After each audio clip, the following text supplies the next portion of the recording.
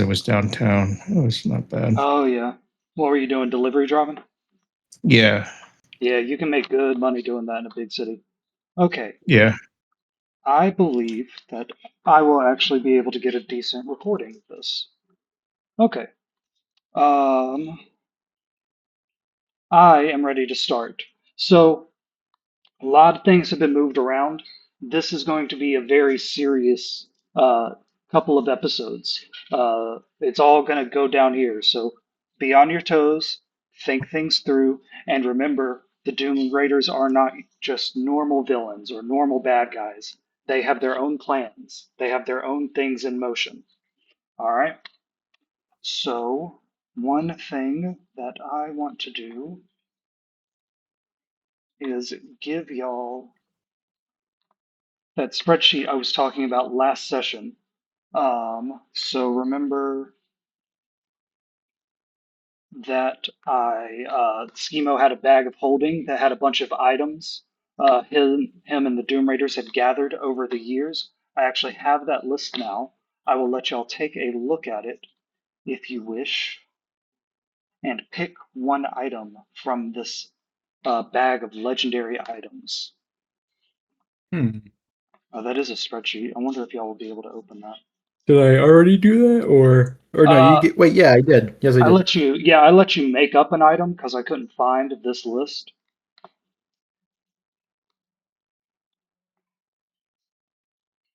And I could always open it with fucking what's that thing? Open Office or whatever the fuck it's called. Yeah, there we go. I just posted an image of it There you too. go.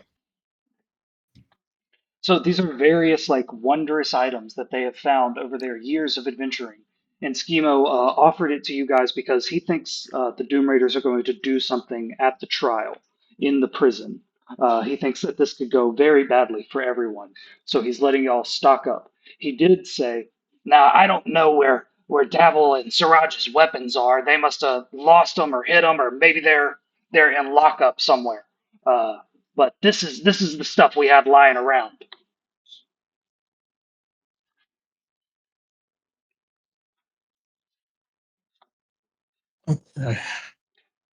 Blinken, I remember that I gave you an item called Zaraj's training bow. You can keep Yeah. that. Okay. What did I say that did? Let me double check. I thought I write it down on my character sheet. Let me double check.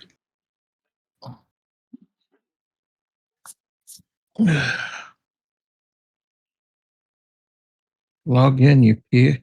Yeah.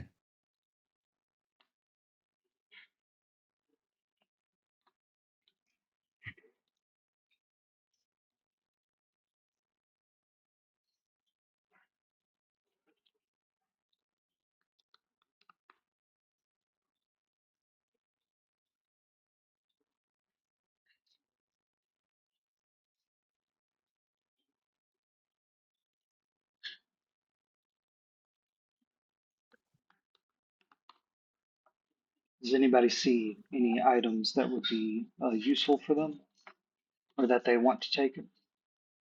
If you prefer the I items that already I gave you last week, you can keep them. But since this is the actual list, I'm giving you all a chance to look through this.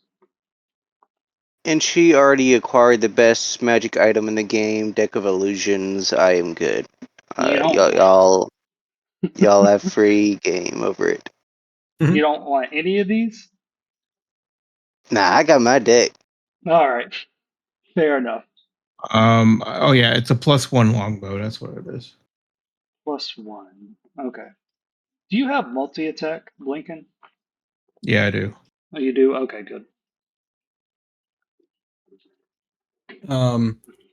Mike, were you talking? Sorry, can you hear me? Yeah, I Yeah. can hear you. Okay, just my thing wasn't lighting up.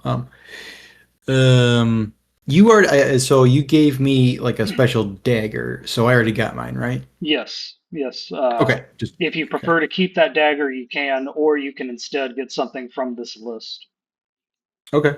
This is the list I wanted to give y'all. Like these are actual D&D 5e items, and canonically, the Doom Raiders have done a bunch of the D&D 5e adventures. Hmm. So I thought it would be fun to give you this, and then I lost this spreadsheet before last session. But Okay. if y'all don't want it, that is fine. Ooh, wait, hold on. Wait, hold Mhm. on, hold on. There's some interesting stuff on here. Yeah, yeah. Yeah. Schema says, yeah, man, like we used what we could. Some of the stuff just didn't work for us. Like some of these are paladin symbols. We don't really use those that much. Most of the Oh paladins we shit. meet are assholes. The holy symbol of Ravenkind. I forgot about that. That's cool. Some of these are also modified. Like there was the legendary sword Dawnbringer here. I Hmm. changed it to Bringer and took away its sentience, but it's still a pretty Hmm. cool item. Isn't that the one that's in Curse of Strahd? The Yes, original one? That's what I yes. thought. Hmm. Ooh. New Storms King Thunder. Spider Silk Mantle sounds pretty cool. It's really weird to think that I'm like, oh yeah, I remember playing Storm King Thunder and Curse of Strahd, and that was 10 years ago. Hmm. Oh, Jesus. Yep. Hey, Princess of the Apocalypse. I tried to run that fucking campaign so many times. I need to rewrite that so that I could actually make sense of this goddamn story. Because it's all over the fucking place. I find that a lot of the written adventures are kind of all over the place like that. Yeah, like, well, Like, especially with Princess of the Apocalypse, it's trying to like give you these like wondrous key items for like, going where you need to go to deal with the the princess, but they're like staggered at different dungeons, and you can't go there until you're like level 8 or you'll die, sort of thing. mhm. It's so annoying to deal with. I like this Bugs Bunny item. A circlet of human perfection transforms the wearer into a flawless, attractive human, purely Oh hell cosmetic yeah, illusion. So I can bamboozle Elmer Fudd Oh, hell yeah. that's definitely by turning into a pretty lady. a Kirby item right there. Fucking. There's one that lets you burrow for 20 feet, too. The Umber Hulk claws. Yeah. Yeah, Yeah, those are cool.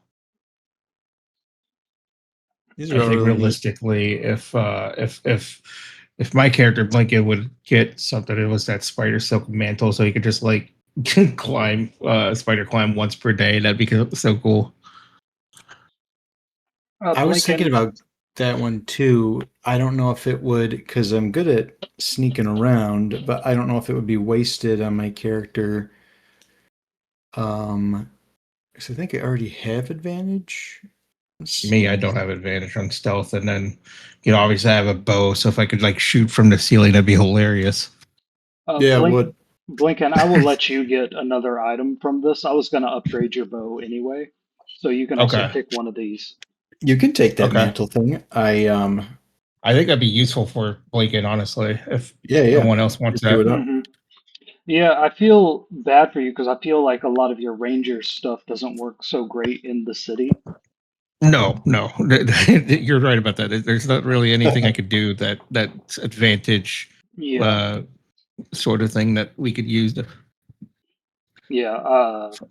So yeah, I'm trying to give you some stuff, and then on your next level up after this story is Yeah. over, I want to change how your magic with Aranax works. But I Okay. think you also are just getting some cool stuff anyway for your next Yeah. level up for Dragon Warden. All right, I'll Spider call Silk it in a minute Mantle. and 30 seconds. Speak now or Okay. forever hold your peace about the legendary items. Well, I'm gonna take that Spider Silk Mantle. That's for sure. Are we Balloon. supposed to believe that the Doom Raiders looted layers of Esserak and Sure. the first vampire and You don't think they went to fucking Ravenloft or? Storm? Yes. Remember also, canonically, the Doom Raiders are middle aged. They are has Yeah. beens. So this is stuff Yeah. they did in their glory days. Yeah. Okay. There is an item called Balloon Pack, which I think is very silly. I'm surprised someone hasn't tried to grab that. Kirby, do you want any of these? Does only one of us get it, or do we all get one each? Everybody gets one each.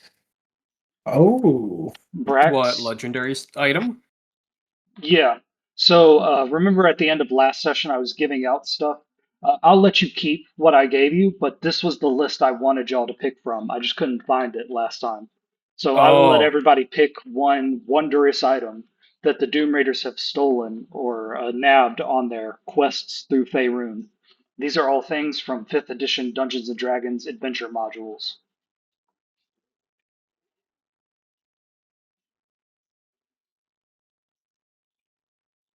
All right. I'm gonna stick with the dagger that you I'll let you gave get me another this. thing.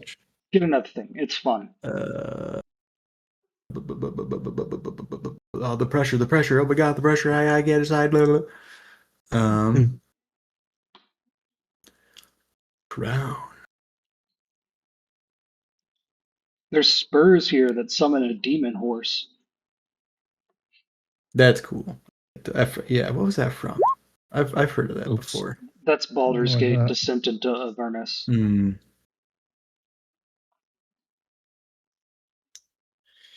Inspiring smite. Edit that item.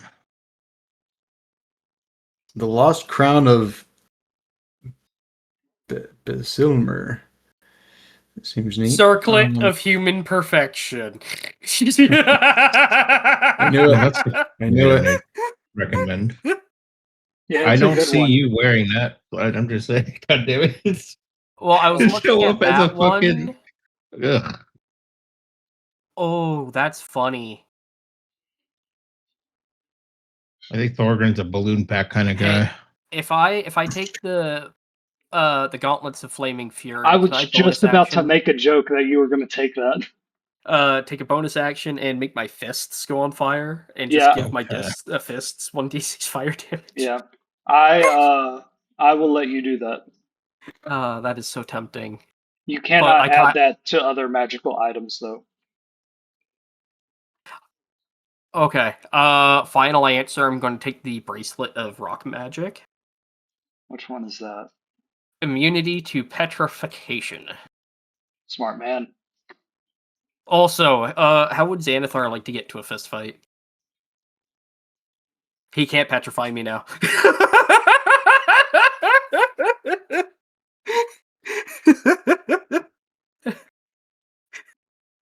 You Oh, can't that is petrify me. sentient. Brax, Yeah, remind it- me that you got that when we start actually playing.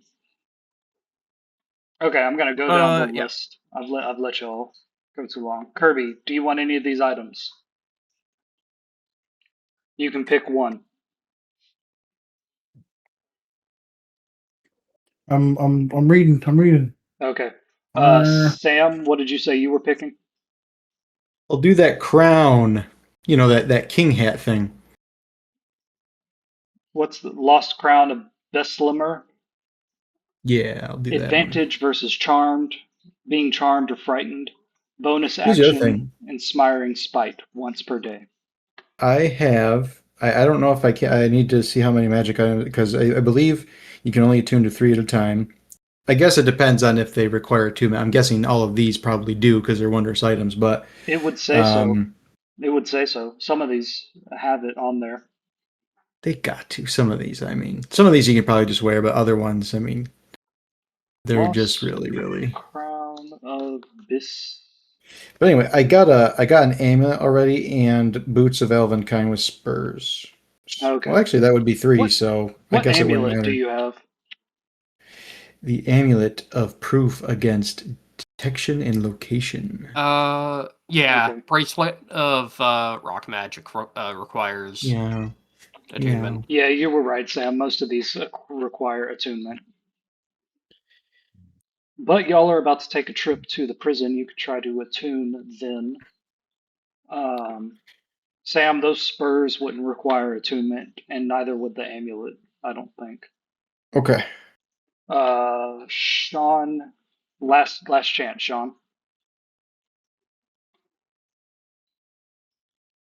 Marcon. Yeah. Do we all get a thing? Because I thought it was just like we all No. picked like Yeah. one together. Everybody picks one. Oh shit! I'm so torn between two of them. All right, let's go on to Fuck. Schizo Freak. Well, I'm taking the spider silk mantle. Nice. I also sent you a list of special arrowheads that came with Ziraj's training bow. Okay.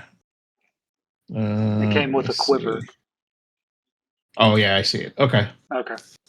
So you got some trick shots now.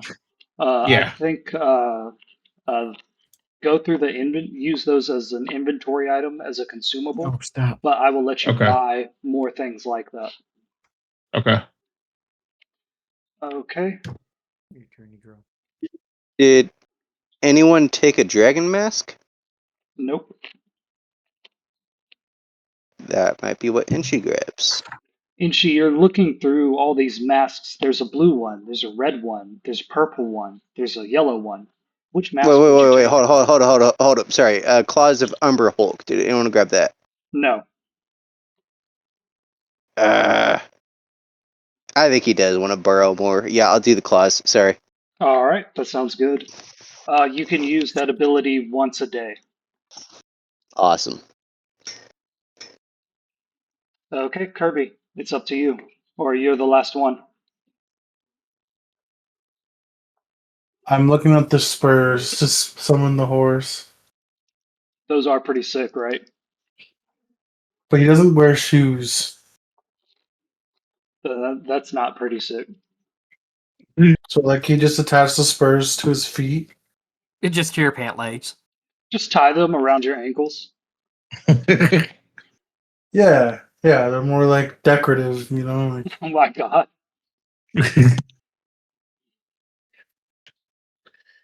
I'm also looking at the perfection, the human one. Yes. I'm telling you. If you take the spurs, I'm gonna remove the flying horse. My bad, I should have taken that off. It'll just be a fiendish steed, not a flying horse. Okay, I think I'm gonna go with the.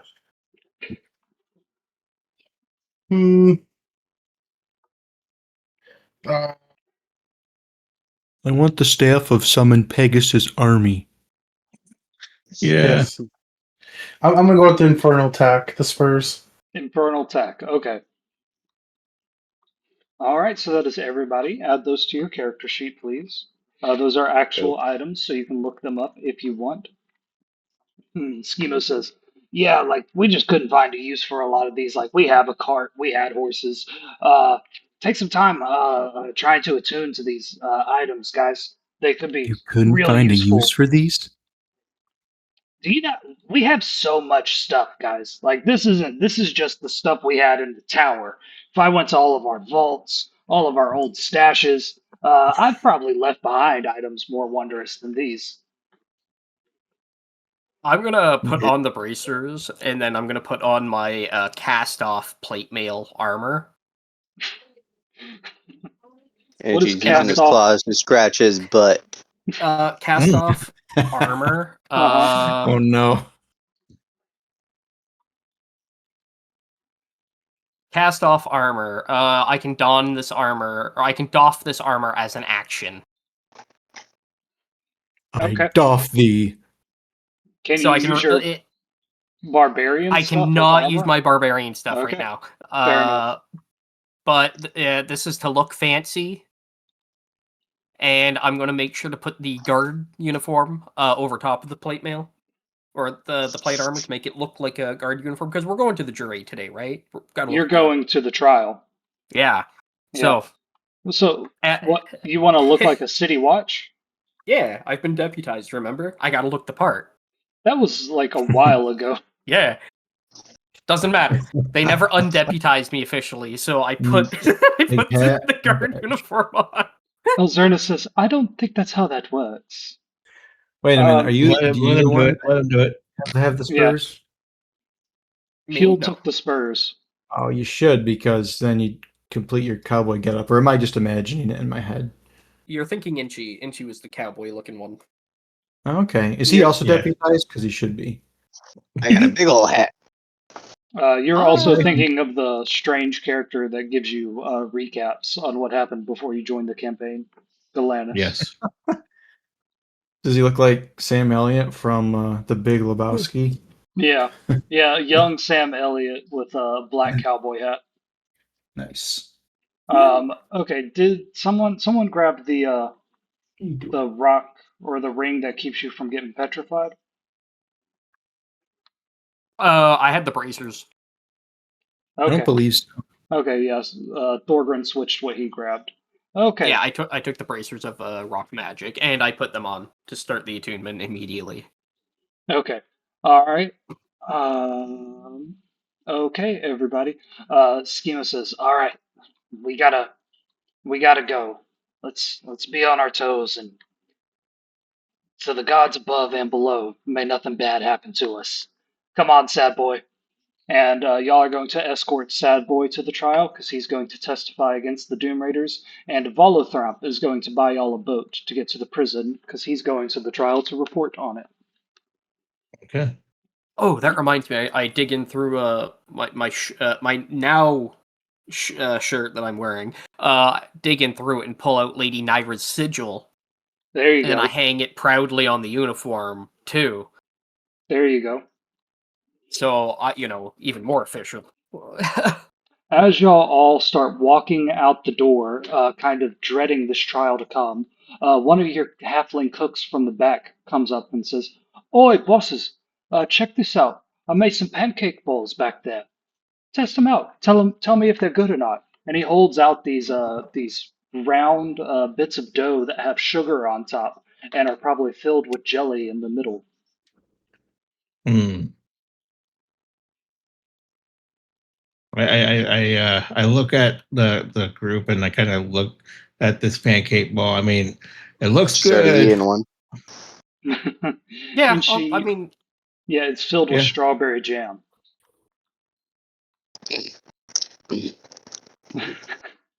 Does everybody grab one? Yeah, why not? I'll take one. no, Steve, they remind me of the last time I had walrus. So guys, these are good. Yeah, I'm Oh yeah, good. Hugh comes up, And the starts walrus. munching on one. John Wayne and the Elzerna walrus. and Schemo grab one. Sad Boy grabs one, and so does Volothrop. Everybody who wants one gets one, and y'all step outside onto the snowy streets of Waterdeep. The snow is falling gently today, covering all the roads in a fresh patch of snow. Everything looks bright and new. The snow covering up the dirt and some of the damaged cobblestones in the street, covering all the patchy roofs and a nice even coat of snow. As y'all begin walking southward towards the docks ward so that y'all can go to the prison, do y'all talk about anything? Do you say anything? So Yeah, go for it. I technically have a bet going that that the Doom Raiders are going to get out of jail and win this thing. I put You think down so? 1 gold. What? Yeah, well, they got bets going on at the Thieves Guild. If you guys want to place a bet before we go in, Oh, wait, bet for what? Can't. a bet if the Doom Raiders are going to win this trial thingy. How much is it if they lose? I don't know. I bet one gold coin, and I was told I had the 45% thingy on it. You had a Art, 45% chance to win, according to the prediction markets. Miss Art Girl is betting too. Or What are the uh, bets? there is the Doom Raiders win the trial and go free. Option 2, the Doom Raiders lose the trial, get life in prison. Option 3, Doom Raiders lose the trial and get executed. The Artificer bet on the Doom Raiders getting executed. Inshi bet on the Doom Raiders going free. All right, Huel, Schemo, or not Schemo. You get out of here. Wait, no. He says, Blinken, "I'm with get over you. here. I know it's been confusing, but I'm with you guys. Okay, my family's evil. We need to stop them. I'd prefer they didn't die, And I'd super prefer if your girlfriend Huel didn't profit off of their death, but I'm gonna whisper to Listen. Huel and Blinken. I have 482 gold right now that we could put on the death sentence. I'm like choking a little bit on the pancake ball. I'm like, what? I'm confident. What if they get out and then you lose your gold? Well, then I did a bad job, and I deserve it. Thulgrin, are you going to bet on executing the Doom Raiders and then execute them yourself? I never said that last bit, but anyways, we can make a markup of 197, I think. I'm not good at math. Anyways, 5% odds are what is on the Doom Raiders getting executed. I don't know how betting works, but that sounds like a big payout. 1 second. I'm gonna quick math. Yeah. Quick math. Anyway, your but fingers yeah, and toes. I never said that last bit. She just looks at you with a knowing stare. She bites into a pancake ball. Said what? What are you guys talking about? You said it was 45% chance. 5% chance. Oh, 5. 45, 45 on the Doom Raiders going free, 50 on the Doom Raiders guilty life in prison, 5% Doom Raiders guilty execution. Okay, and I was betting 458. I said That's what you said. 482. Oh dang, we would get a payout of 916 gold and 23 silver. Blinken, Huel, think of how much we can improve the bar with this. Uh-huh. We could finally afford to sell send Elzerna to school. She says, Oh. I don't need school. I'm a child of the streets now. I know math, I can read, I know everything else. Mm. Me and my friends here and this golden guitar, we're gonna become legendary adventurers. What I always Count to wanted 10 to be. in halfling dwarvish. Oh my god. That's not a thing, but in Yeah. Dwarvish, she goes, ah, he, who, Wrong. sorry. She's right. Damn it. Look at that. She's speaking gibberish. She's been hanging out with Inchi and Thorin too long. She doesn't Huel- need anything school. for halfling. I don't speak Huel, halfling. she turns straight to your halfling ass and says, run, who, three, fur, which is halfling for numbers. The halflings are Finnish. Yeah, that's right. He's like, that's all right. She says, ooh, I think I could do you, EB, and Schemo. And she like, lot rolling your R's in the underdog. Rosh, and that is flawless. Fuck. What's the species name for gnomes? Sinferder Sim in Oh, Sverfneblin. Sverkneblin, Yeah, that. she says. Well, the that deep proved me, I guess. We'll that's hold off on the bet undercommon. for now. Yeah, that's an undercommon. All right. Y'all walk along and you reflect on all the things that have brought you here. From your first time meeting the Doom Raiders in the Yawning Portal, to fighting them at the Court of the Dancing Moon, to Schemo kidnapping Inchi and chasing him through the halls of a magical tower, to you guys capturing Schemo, threatening to torture him but turning him into your friend, and your raid on the Castellanters at El Torchel Academy, where you got the Golden Axe, Schemo's old guitar from his band days, from back when his best friend Froggy Weirdbottom was alive. You walk and walk and walk along the high road, and eventually you get to the docks ward. And Volothremp Gedard sends someone to go collect his boat for him, and he says, well, is everybody here ready? Anything you want to do in the city before we head out? Why is he talking like a dwarf? He says, oh, my friends, you won't be able to come back to the city once we set off. Would you like to buy any items, any refreshments? Uh, Lincoln's like, I think I've got everything from what I need. I'm hungry. Hey, Valo, You just ate a pancake ball, bro. Ah, you're one of the magic men, right? Valo says, "Yes, my boy." When you say his name, and when you ask him if he knows magic, he goes, "No, my boy." I thought you were like a bard. Uh, he rolled a 12 for deception. He's kind of lying. God damn it. Okay, He says, "The only I'll magic I possess, boy, is the magic of the quill. The way that I write transports my readers to the very locations I write about, makes them feel things even for the most dastardly of characters, like these Doom Raiders. Sorry, Skivo, but your friend's story will be tragedy to write about. The novels will fly off, or the books will fly off the shelves. The newspapers will sell out. It's all coming up for Valaframp. Gedard." So I'm gonna sit there stroking my chin. I'm gonna stop, and when he stops, I'm gonna plant my feet, look at him, point my finger at him, be like, "Full of shit." I just want my hair done.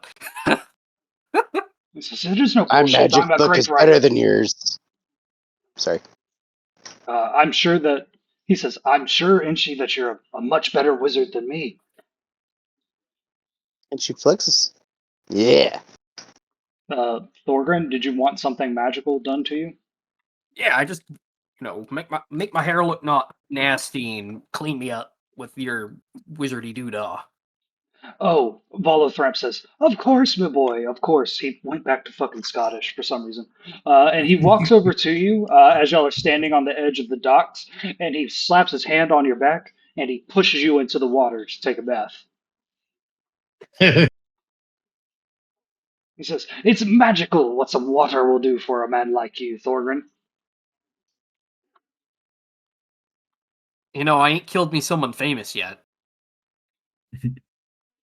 He looks you in the Oh, eye and says, "Bigger men than you have tried." He says that with a Oh smile shit. on his face. It's not a threat.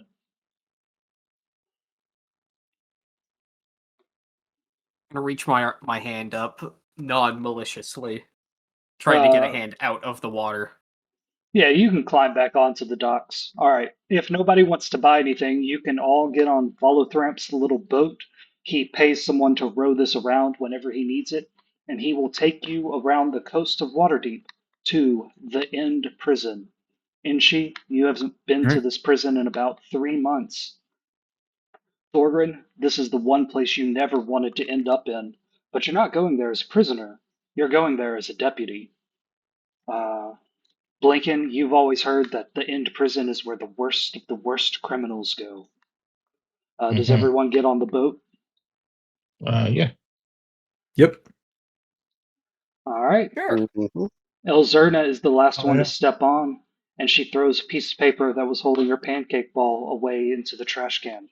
You all step on the boat and push off, leaving behind the wonderfully wicked city of Waterdeep to head somewhere much more sinister. We're going to take a short break and be right back. You will be right Okay. back then. I gotta piss and find my nicotine pills.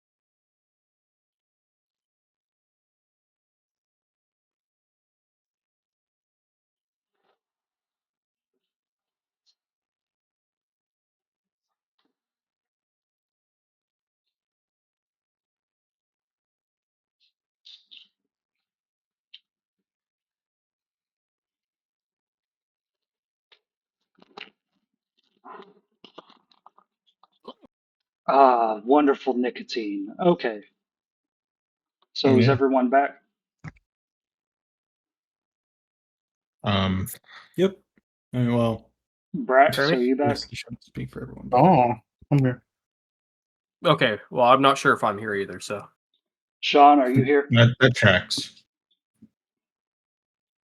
I, Sean's here. Okay, Valo, are you here? Yeah, I'm here. Okay. let's say, who the fuck is Vala? All right. Oh, he's our next victim. Ah, That's messed up, So man. as y'all sail around the coast of Waterdeep, you can see Blinken where you've lived your entire life.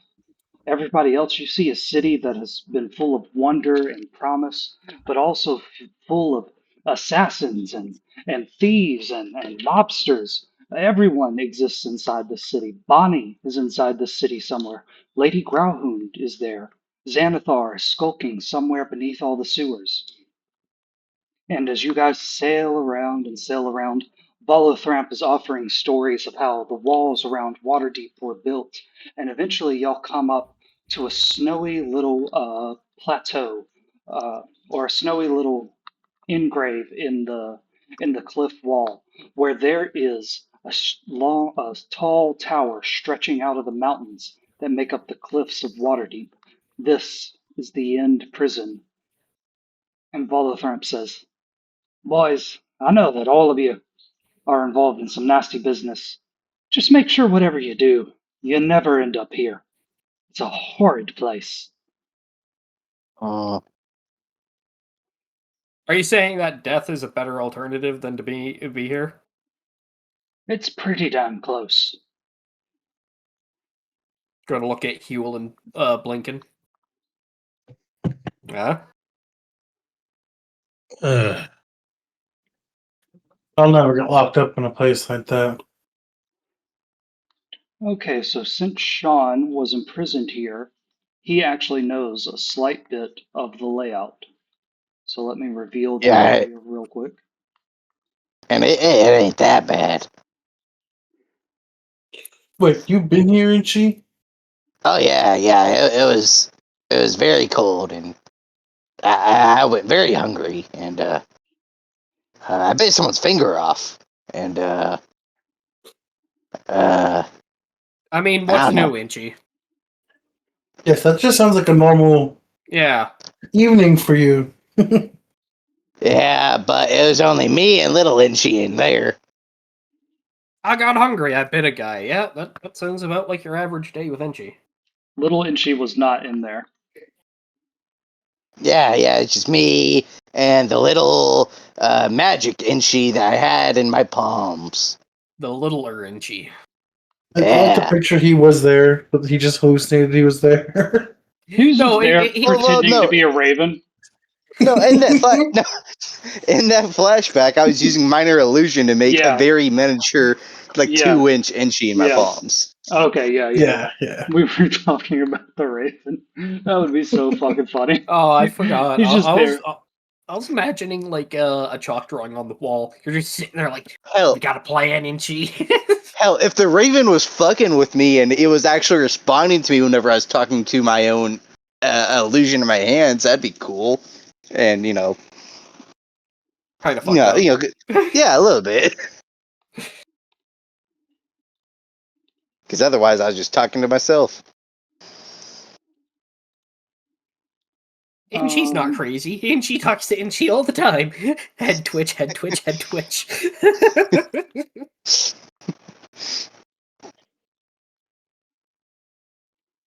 Shut up, Inchy. You're littler than me.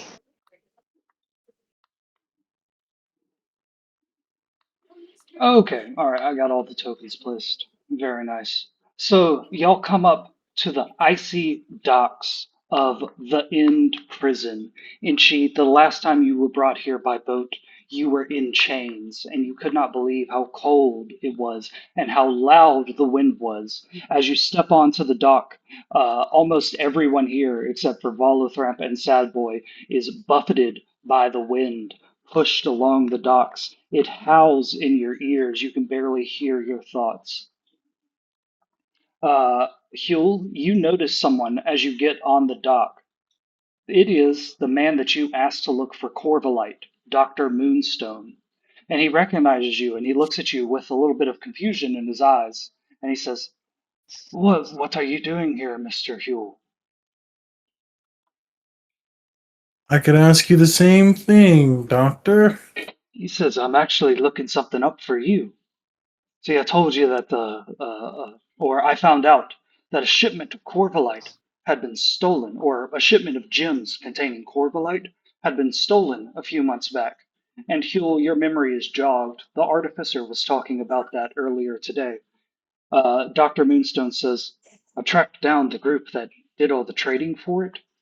They said that their boss is a prisoner here, some kind of architect. I tried to get in to see her. It was a prisoner 13, but they wouldn't let me talk to her. I was actually about to send you a paper bird about it. Oh, how's 13 doing? And Dr. Moonstone looks at you and says, Do you know this woman? Was it a woman? All dwarves look the same to me. Oh, shit. He shouldn't know that. He shouldn't know anything about her. Oh. He says, Do you know prisoner 13? Yeah, the dwarf. What? Inchi, when you were imprisoned here, you were prisoner 12. So right next door to you was a dwarf, a woman that you only saw once.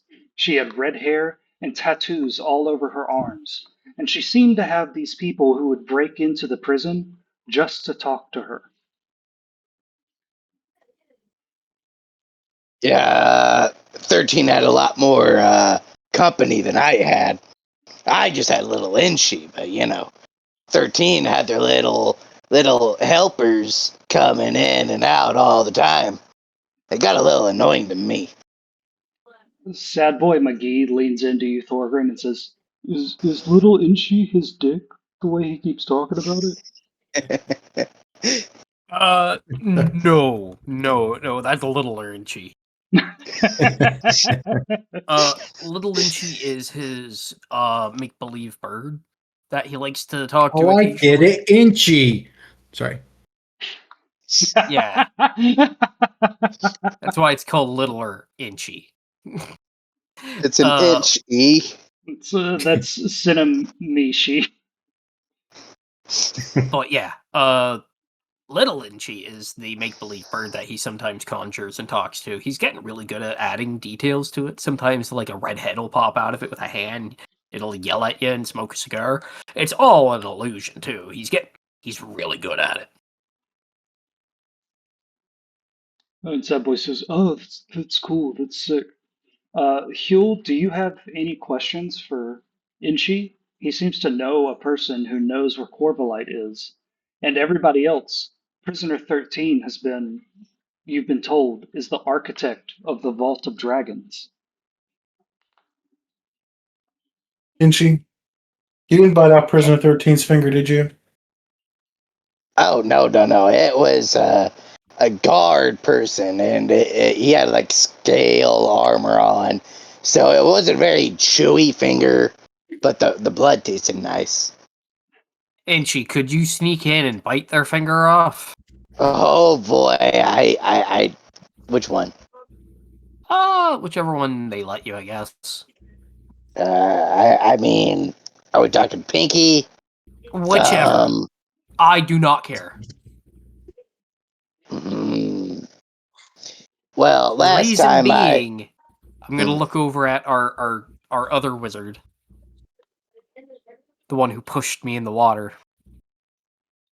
Vala, Are you able to Are you able to teleport people? he says, "No, my boy. What would give you that idea? I'm but a humble writer. A mere You're human full who of has just shit. That's what lived you for is. 200 years. I'm very blessed."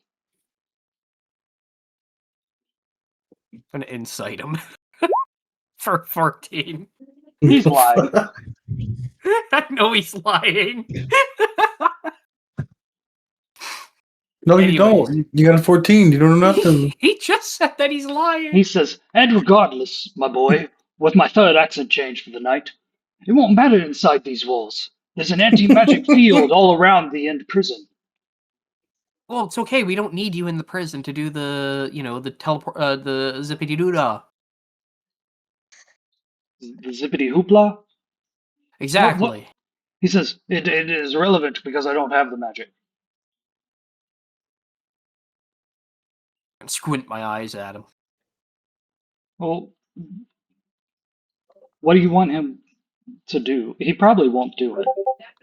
Oh, I was gonna say, if we bring him a bloody finger from a certain prisoner, Uh-huh. if he teleports them out,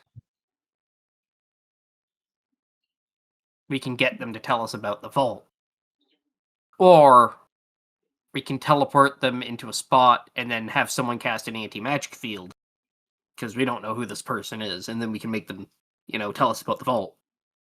It sounds like a great thing for you and not an NPC to do. Well, that's why we have to go in Listen. and get the finger. How would the finger help you teleport them out? He just wants to murder somebody. That's it. That's all he No. wants to do. Well, no, 'cause Yeah. having a physical link to the thing you're trying to teleport to. No. I told you about a character who wasn't young, and you were like, "Let's take her finger." God damn. I'm confused how that's relevant. You're confused, bro. I'm surprised this old doctor next to us is still alive. Yeah. Doctor, you better go before something bad happens to you. God damn. And look at Attack him. no, run! Okay, he says, I'm just kidding. "I'd be happy to help out in any other way I could, Huel, but they wouldn't let me in to talk to this prisoner. They seemed upset that I even knew she existed." And he gets on the same boat that Valo came in on. He gives a person in that boat a silver coin to take him back to Waterdeep. He says, "Best of luck with whatever business you have here, Mr. Huel, and all of his friends." Give him a nod. And And he is going to row away back to Waterdeep. Okay. I'll go back to questioning Inchi real quick before we head in. Like, Okay. Yep. did she have any gems with her? This 13? She had like bones and tattoos. That does not Bones? narrow anything down. She had bones. Yeah, like sucking out the bone marrow of like chicken bones. Oh yes, I see. I was kind of jealous. I can see why you thought these were gems. Gems to you, of course. I don't think there's any bone-shaped gems I know of. Maybe we'll discover one I see. ourselves. Okay. As y'all start walking forward, the door to the prison is opened, and out steps a guard in full leather armor with their hair dyed black, one strip of white on it. They stand by the door and wave at all of you. What do y'all do? It's Rogue from X-Men. And she's checking all the guards' hands, by the way. He's just checking for a 9-fingered guard at some point. The person whose finger you bit off was male. This appears to be a female. He's looking at hands, nothing else. This person has, you'd have to get close to find out how many fingers they have. Inchi, do that spell that cleans you up on me. Eh? That the What do you mean? spell. You took a bath, you're clean. Yeah, but now I have to dry off. Fine, I'm just gonna shake my head like a dog and have the beard just puff out. That'll work. Alright, yeah. The If you want to guard, make me, if you wanted to look better, I could have just cast invisibility on you. Oh hell yeah! the guard waves you all over and says, "Oi, it ain't a sightseeing tour. Come on over." All right. Wait, You I'm step- I'm we'll gonna get the stand door, there and shall start we? sightseeing. You, Okay. Well, everybody except Thorgrim steps up to this guard who is wearing all black leather armor and a black coat, and their hair is dyed black, and they have this face that has been powdered white and this thick black mascara all around their eyes. And Schemo says, we're here for the Doom Raiders trial. And this guard steps forward and says, "Oh, God's above you, Schemo. We had bottle from the Doom Raiders. I have everybody else's signature. May I have yours?" And she pulls out a little notebook in the back of her pocket and she holds it out for Schemo. And sure enough, y'all can see the signatures of Dabble Starsong, Istrid Horn, and Zaraj the Hunter. And Schemo says, have you been a fan of us for long? And she says, No, I'm a new convert, but there's something magical about what you all do. Schemo kind of slowly signs his signature into this. I want to roll an hear that? insight on that just to see what the fuck if she's actually like a fan or she's just like it's like one of those where she's like collecting a name for Death Note or something. I don't know. No, yeah, she said she's a recent convert. Yeah. Yeah. But that's No, Blinken, please. You can roll perception for Death Note. I'm not going to stop you for doing that. okay. The Death Note can would I- be a cool thing to throw into a D&D campaign. Could I insight the convert part of that statement?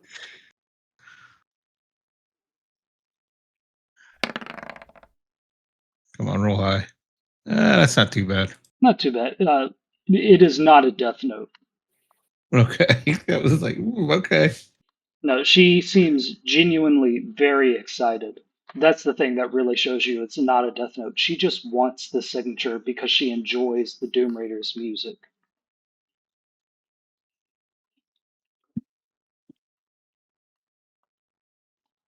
Does anybody else do anything? Yes, I want to insight her. I truly think that she's going to turn into one of those crazy fanboys, and we're going to have to kill her. Oh god. Roll What? with advantage. Oh. 13. 13. Yes, she's wearing all black. She has her face painted the same way that all the other mega fans did. She seems uh, slavishly devoted to Schemo and the idea of the Doom Raiders. She goes on and on. She says, when Davil came here, oh, the whole prison changed. The entire mood changed. People actually had some drive for once. People were something other than just miserable. He gave us an outlet. It was incredible. And the beats from Zaraj and the notes from Ishtrid. I have wanted to see a full show of yours for quite a while. You know, pending the trial, of course, and she winks at Schemo, which kind of Uh, confirms she is a mega fan. Schemo, if you truly don't want your friends to get the death sentence, you're going to want to disperse the fans.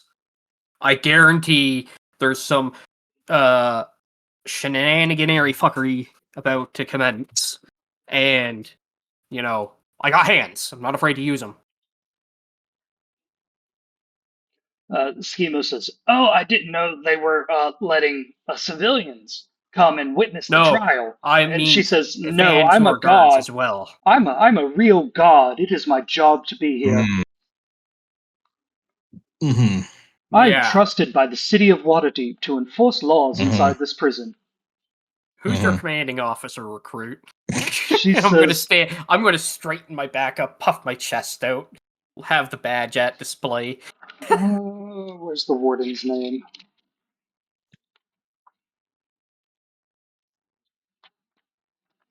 That's the counselors. Oh, there is a room on this map that is the room from the opening scene in Honor Among Thieves. Oh That's hell that's yeah! this prison. I hope there's canonically a guard named Jonathan. Jonathan. Yeah, there might be a council member up there named Jonathan on the parole board. Oh God, The Eric guard, Cochra. the real guard, the real guard of this real prison says the warden's name is Marta Marthanis, a, a human mage.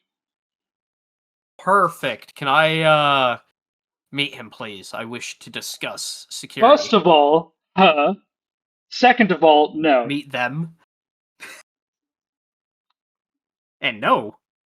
Yes, if you're here for the trial, I'll escort you to the trial. The warden has a prison to run. I don't know why the judge brought the trial here. Having it in the city would surely be better. Okay, in that case, I wish to speak to the artificer. Great, she's in the courtroom, where you're supposed to Her. go anyway. Well, shit, I can't argue that. Alright. I have to use the bathroom real quick. Give me just a second. You guys can try and help make this more difficult for, clearly who's going to be a problem for us in 20 minutes. Jonathan. Is that Eric Cochra standing beside a window? Perfect. I'd like to roll athletics, please.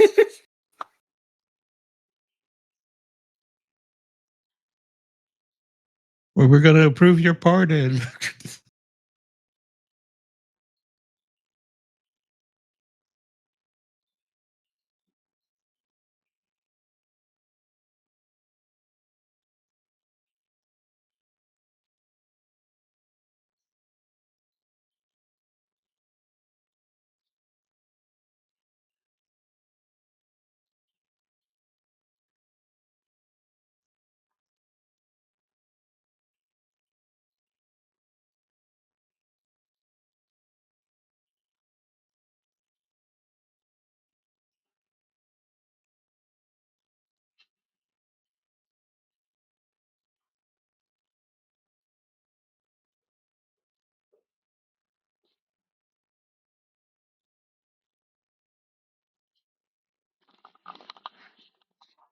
Alright, guys, I am back. Is everyone ready? I think so. Alright.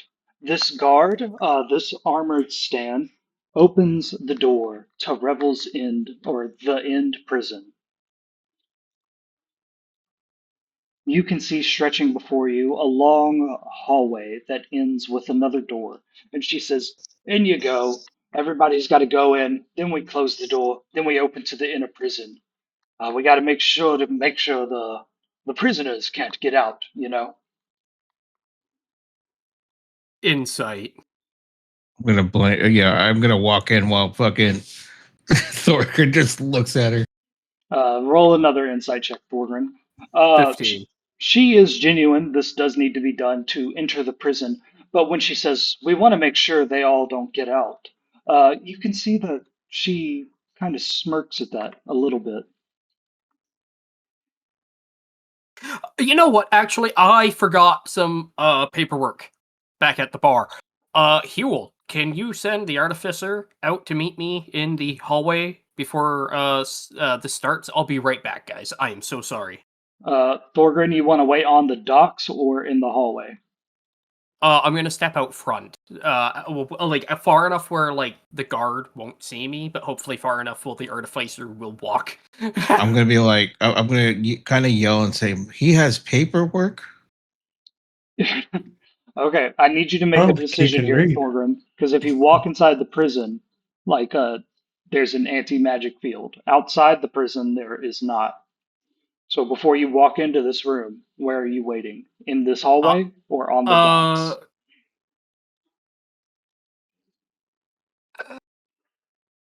you know what? I'll wait on the docks.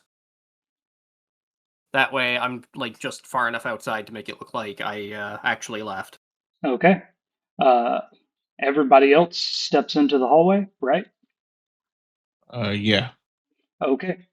Everyone steps into the hallway, and anyone who is sensitive to magic. So I believe that would be Blinken, Schemo, Inshi. EB, are you sensitive to magic in any way? I don't think so. Okay.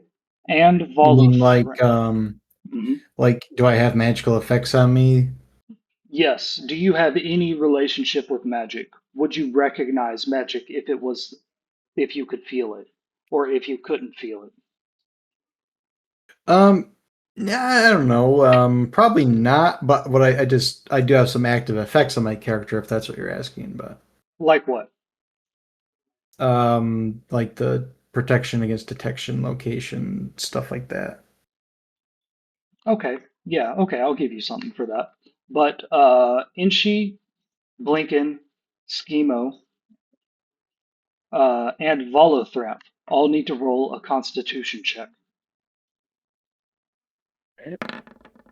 Oh.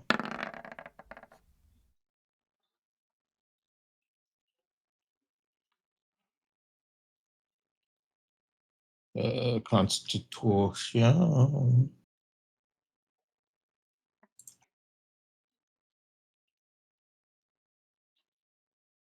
Inshi needs to roll 1 too. Mhm. Oh shit. I have way too much revealed on this map. I got a 7. Okay. Blinken? I'm rolling it. Hold on. There we Okay. go. I'm assuming we had a rest between everything, right? Like we should Yes. be full health, full everything.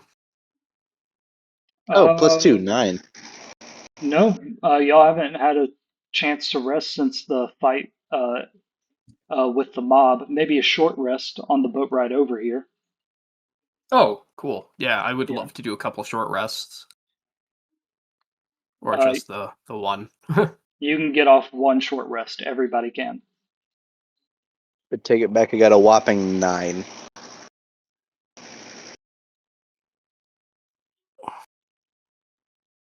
A whopping 9. Mm-hmm. Blinken got an 8.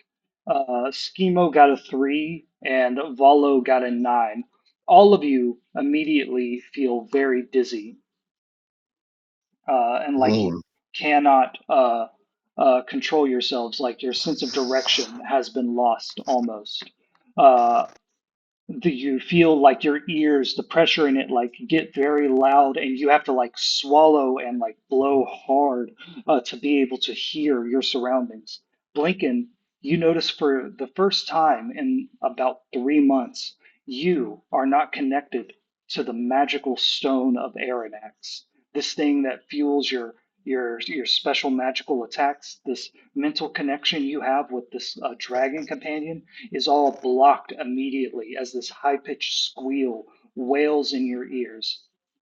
Zerna turns around and she tries to sing, and she sings off key. And Huel, you notice immediately that you are struck by this discordant harmony. Huel, roll an intelligence check. Or if you have some kind of musical ability that you can roll a skill check with, please let me know.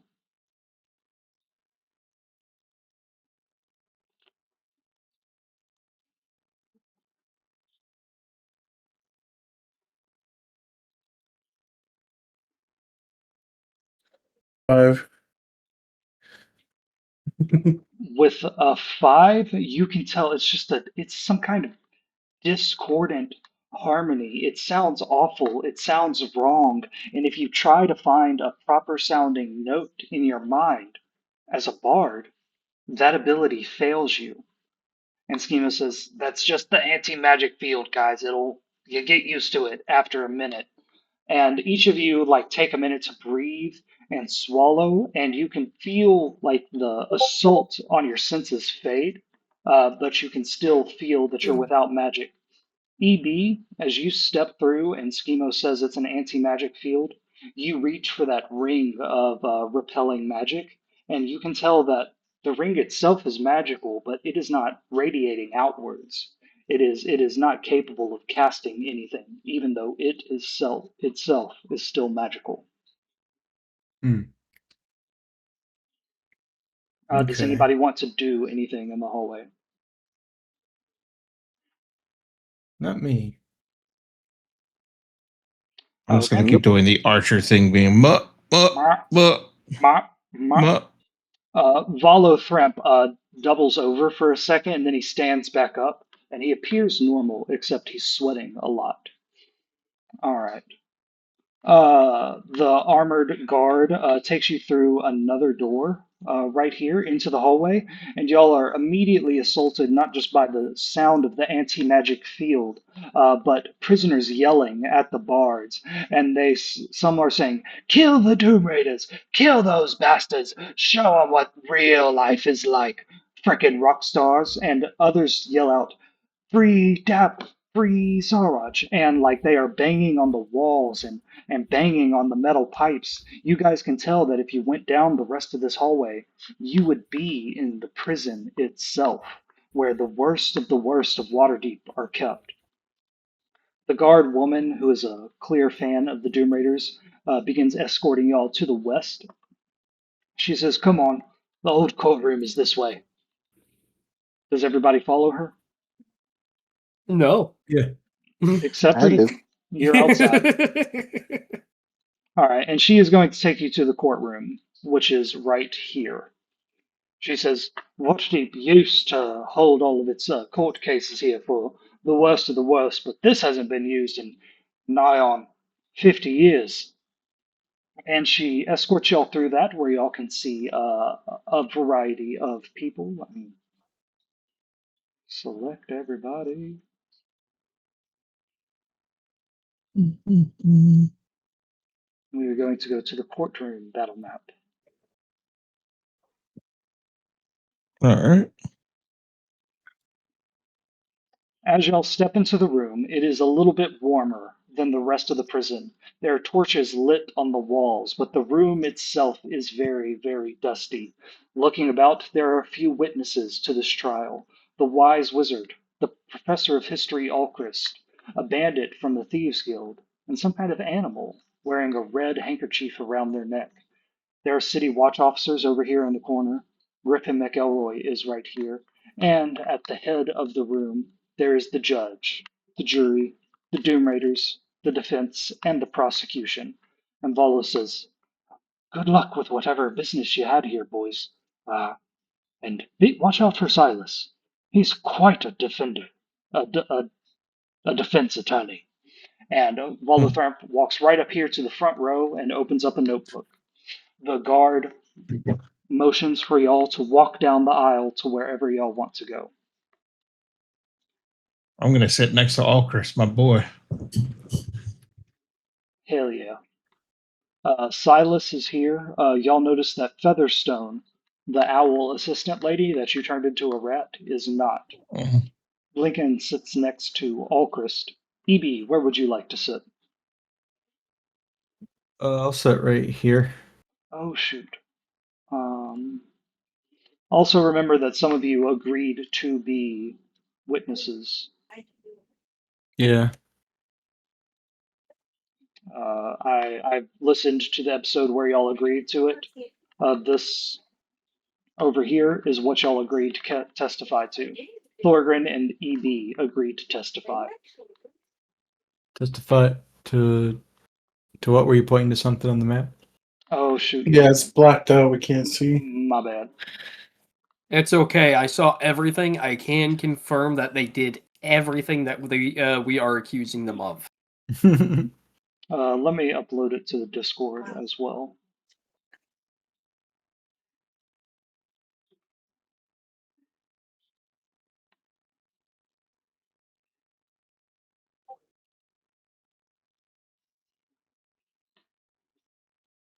All right, I've uploaded it to the Discord as well, and it's on the map. So, EB, you agreed that you saw the Doom Raiders drop bodies next to your boathouse in the docks ward 5 weeks ago. Mhm. Thorgren, you agreed to testify that the Doom Raiders tried to kill you and the other half pints. Uh, each of you will be cross examined by Silas the Spur Sterling. And Sad Boy is going to testify that the Doom Raiders paid him with gold and silk root. Now, the Artificer has also forged some evidence. Y'all haven't seen what that is yet. You've been given clues about it, but that is on this list as well. And remember, all of you have a wicked action. That is inspiration. You can decide for any roll that you guys make. You can get advantage on it, but you have to democratically agree as a group that that deserves the wicked inspiration. And y'all got that Okay. because you put Goblin on the jury, who is in y'all's pocket.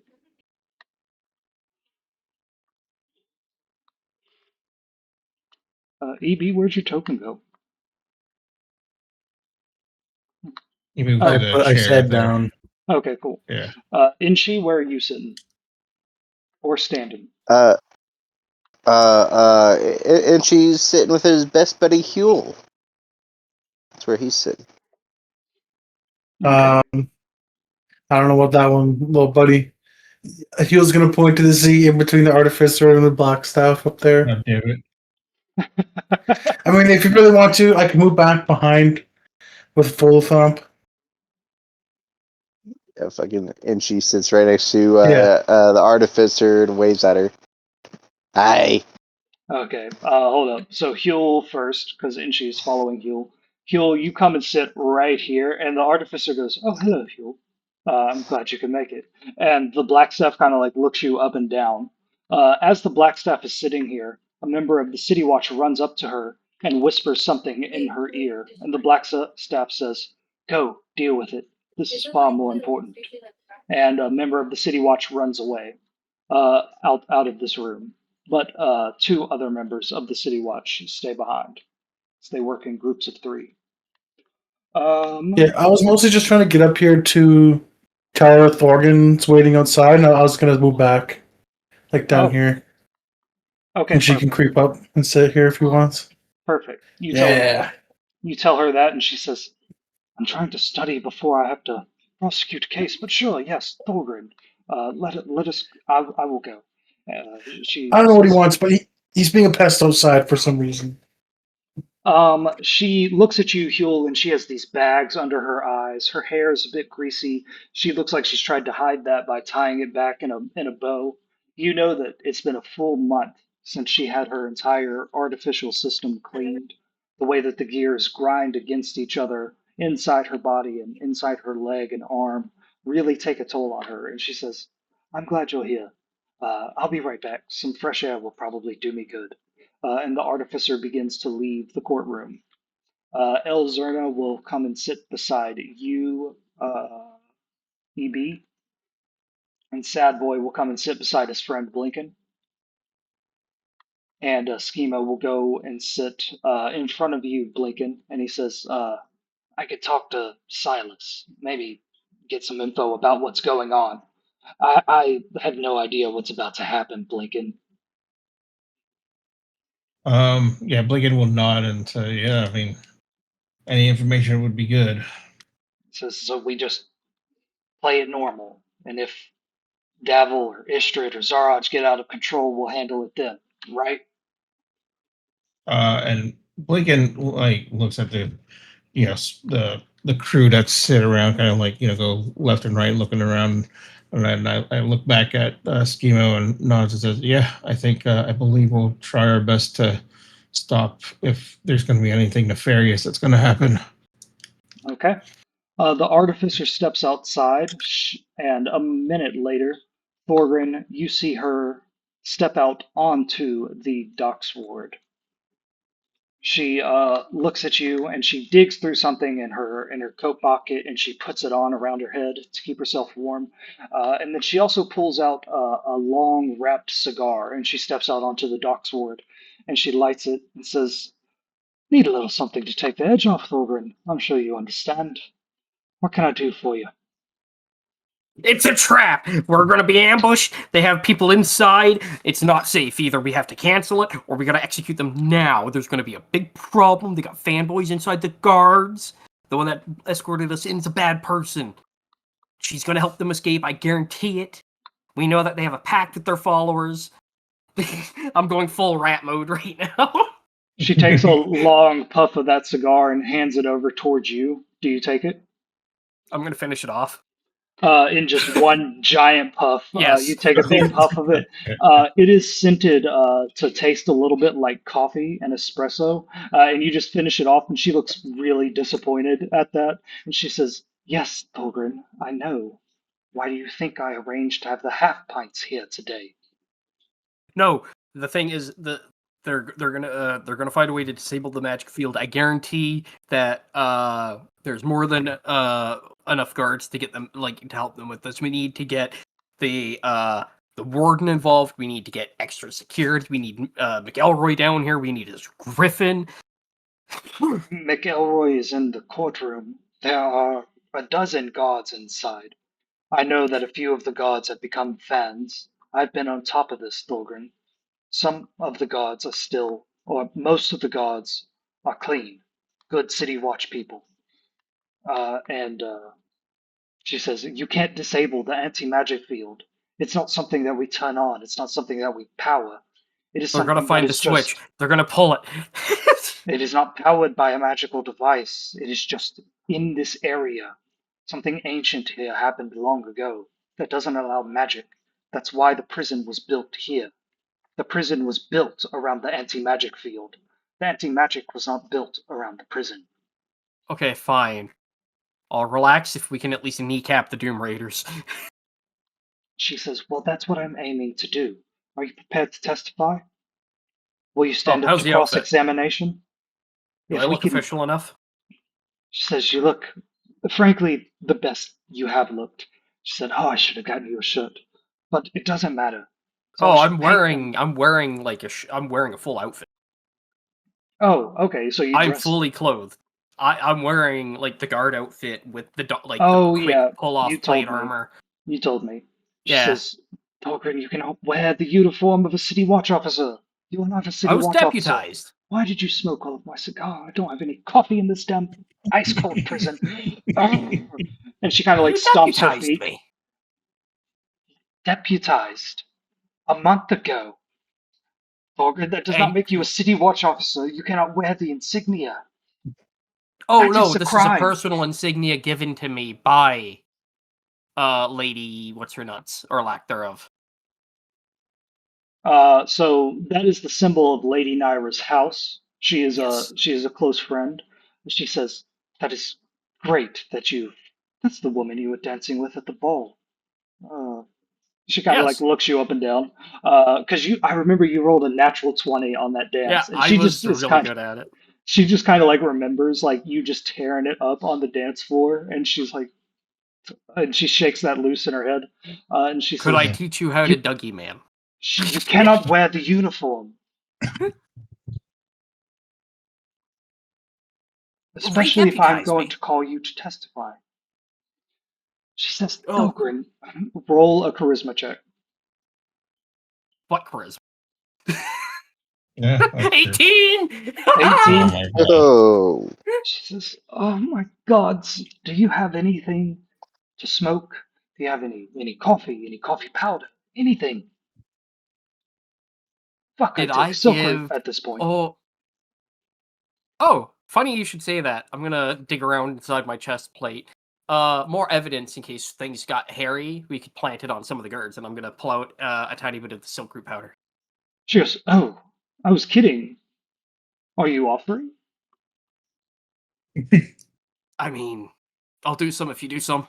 Okay, yeah. God Each damn. of you, like, you lick your finger and you stick it into the pouch, and your finger comes out coated with it.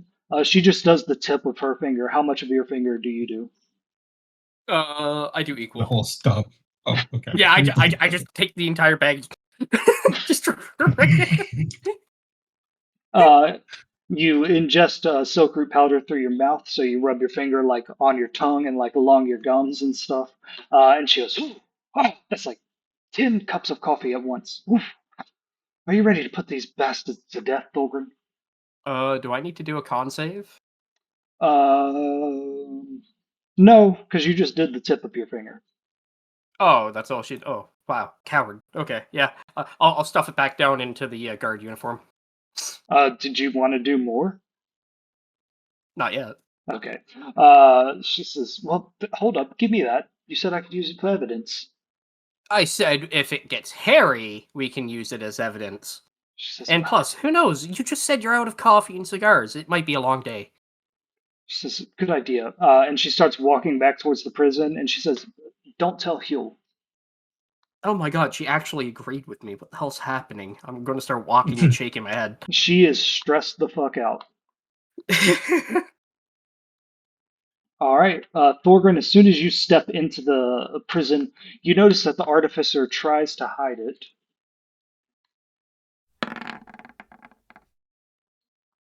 Wait, Uh-huh. would the briefcase of holding explode outwards if I brought it in here? Make that decision before you walk into the door. I'm not going to tell you. Oh my god, I have so much incriminating self-evidence in there. Nothing bad will happen. I'll hand the briefcase to the artificer so they're less likely to question about it. She says, "I'm not touching that." Just hold it. Ah. It looks official, and I had to use the excuse of getting paperwork. She grabs it and walks into the prison, and with that 17 dexterity she rolled, it looks like she's completely normal despite this anti-magic field. She just limps a slight bit. You guys walk through the rest of the prison. Thorgrim, you can feel this pain in your ears as the anti-magic field kind of dampens your hearing. But you swallow, you blow your nose, and that pressure kind of goes away. And you follow the artificer to the courtroom, which is over here. This is area R13, technically. Stepping in through the door, I'm gonna yell as loud as I can, "Hey, Huel, she did silkweed." I'm kidding. Just narc immediately. Yeah, just no hesitation. Door opens. She's a druggie. She did just a little tiny bit. She walks up and she sits back down at her chair, and she starts looking through her notes. Thorgrim, where do you sit? Did I drag you back over here? Oh, there we go. Where am I? Right here. Mm-hmm. Oh, perfect. Where's my map? Being silly. I see that there's a spot right here. So, My God. You sit down next to the Blackstaff and the Artificer sighs deeply, and the ma'am, Blackstaff says, "Are you a member of the City Watch? I don't believe I've met you before." I'm gonna look down at my seat. Oh, geez, I think this is assigned seating. Sorry, I'm in the wrong spot. Excuse me, and I'm gonna skittle away. Okay. All right, you sit next to a bandit from the Thieves Guild. You can tell by the purple handkerchief they wear around their neck. As you all settle into this room, you notice something very upsetting. This room smells like feces, like dung, Mm. that has clung to the walls for decades and decades. It bites at your nose, and the smell of it just doesn't go away. The courtroom is silent, but everybody is kind of upset about it. Does anyone say anything? Thorgan, Somehow did you? this smells worse than the sewer. I'm Does gonna lean over to Inchi and be like, did Thorgan bath this morning? I could. That smell is him. I don't know. It smells kind of nice in here to me. Oh God. I'm gonna lean forward to Evie. Did it smell like this before I entered? Yes. Yeah, wasn't paying attention. Yes, it did. I forgot Okay. to. That's just what this room smells like. I was gonna say. No, I I'm gonna mean my blame the character says that. artificer. If anyone asks, it was the artificer. She did it. Elzana says, yes, it smelled like that the entire time. And Schemo says, leans back to you, Blinken, and says, yeah, in that door right over there, that's where they keep the dung buckets from all the prisoners. They're really not supposed to use this room. Lovely. All right. So as y'all are standing here, the judge is up here at her table with her big warhammer, looking over some paperwork and talking to the members of the jury. There's juror number one, the deep gnome uh, model, Water Davian model. Inchi's cousin, a goblin, dressed very nicely, and a juror who is a what's a cat person in D&D? Tabaxi. A Leonine? tabaxi. Ah, A tabaxi woman who just seems in wonder of all of this around her. She is excited to be a member of the jury. And then standing here with chains around their hands are Davil Starsong, Istrid Horn, and Zaraj the Hunter. And everybody notices that Davil is kind of looking at all the members of the Half Pints one by one. Zaraj is kind of looking just straight ahead, looking very checked out, and Istrid is looking down towards the ground. The hum of that anti magic field hangs in the air. Does anybody want to do anything before the trial officially starts? No, I I'm all don't think set. so. Not me. Oh. Yeah, I'll take off the guard uniform, but I'll leave the insignia. Okay, fair enough. Let's see, I wrote down the process for the trial. So I'm just gonna stand up in one hand and just pull a string or like a piece of like leather cording, and the armor's just going to the floor. Great. Wonderful. You still have the gauntlets on, though. Yes, I do. Okay. Give me a second, guys. I'm going to chow down on something real quick, like a protein bar, and then I'll come right back. I'm gonna have a quick smoke then. Okay. Leia, let's meet back up in 5 minutes.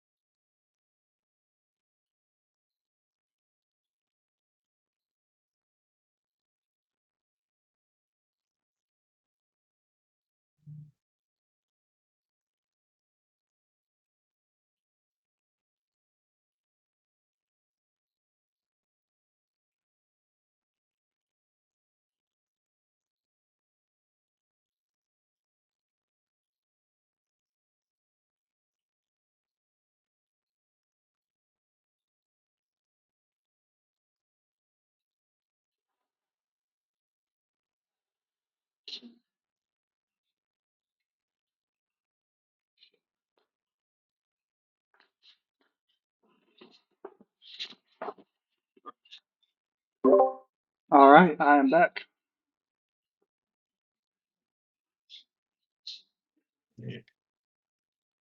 All right. Go. Get out of here, dog. Go.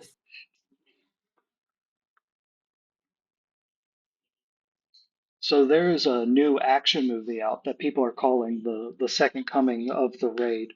Go. Furious. It's called, yeah, The Furious. I'm gonna try and Yeah. see it when I'm in Minneapolis over the weekend. When will the Fast come out? Get out. That's in post production. I'm Okay. more curious when the Fast and Furious comes out. There is a movie, the Fast movie that I think is called The Fast, coming out. God damn it! Why couldn't they put Fast 10? On Fast 10, just called Fast 10. The seatbelt.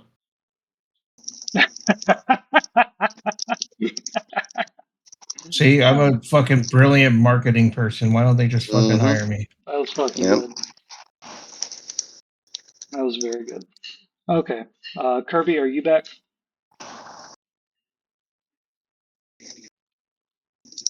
I'll take that as a no. In theory. Brax, are you back?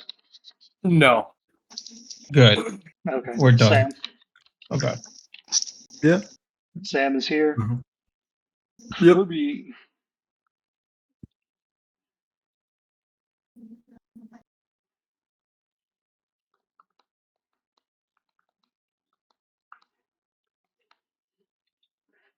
All right. We will go ahead and get started. So the judge steps away from the jury. She steps up to her desk and she continues looking at some papers. Mhm. Istrid looks at the floor. Zaraj looks dead ahead. Dabble has looked at every single one of the half pints, and he starts keeping a rhythmic tick with his mouth, going tick, or like clicking his tongue, sounding like a clock. Tick, tock, tick, tock. The judge slams her hammer of justice on the table and says, "The people of Waterdeep versus the Doom Raiders, Istrid Horn, Davil Starsong, and Zaraj the Hunter. The trial begins now, and it will end today. Prosecution, make your case, and then defense." Um, They're guilty. I seen it with my own eyes. They did everything they did worse. oh my god. Hang those some bitch. Order! Order in the courtroom. I was trying to think of like quotes I could say, but I think them. I think them. They're guilty. I don't oh see yeah, those. it went straight to Uncle Ruckus. How do you spell Aarakocra? Don't even try. ARKO. K-O? O Nope. AARAKOCRA. A-A? Yeah. Oh, damn. I was trying to find a token for an Aarakocra, but I don't think I have it. Jonathan. Oh, 1 second.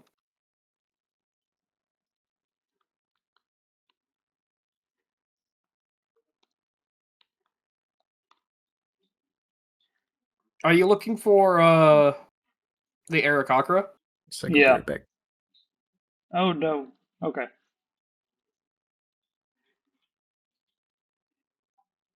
No, I don't want to do that. I found it. Nope, I'm sending you this one because I think it's funny looking. Yo, I'm back. All right. I fell asleep. Sam just stepped away.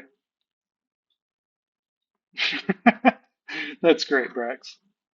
I don't Yeah, have I time just to. zoomed it on his head. I don't have time to make that a token, though. Oh, give me 2 seconds. Yeah, do that for me.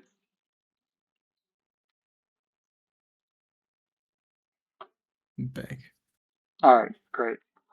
Um,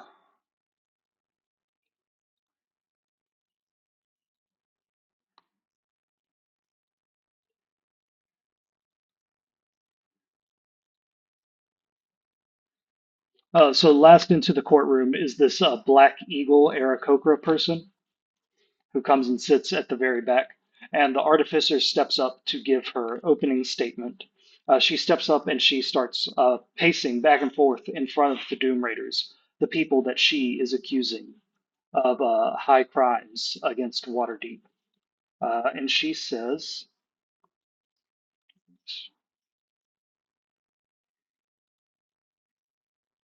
Your Honor, members of the Magisterial Court, members of the Parole Board, Jonathan, good to see you, and witnesses gathered here today. Waterdeep is often called the City of Splendors. It is a title earned through centuries of trade, art, and most importantly, the rigid adherence to code legal. Without the law, the city is nothing more than a collection of rotting wood and overprivileged egos. Standing before you today is not a musical troupe. They are not artists, nor are they the voice of a generation. They are a structural defect, a statistical anomaly. They are a mechanical failure in the clockwork of our society. They are known as the Doom Raiders, and for far too long they have treated our streets as their private stage and our citizens as their captive audience. The charges today are twofold, supported by exhaustive evidence and sworn testimony from witnesses who, unlike the defense's associates, have no history of memory altering enchantments, nor a long history of violations of the code legal. And Silas stands up and says, Objection! My clients have been cleared from all previous cases. The artificer continues. First, the smuggling and distribution of Silkroot. During the recent Moonsphere activities, my division intercepted a shipment of Silkroot powder that the Doom Raiders were going to distribute using their fans as dealers.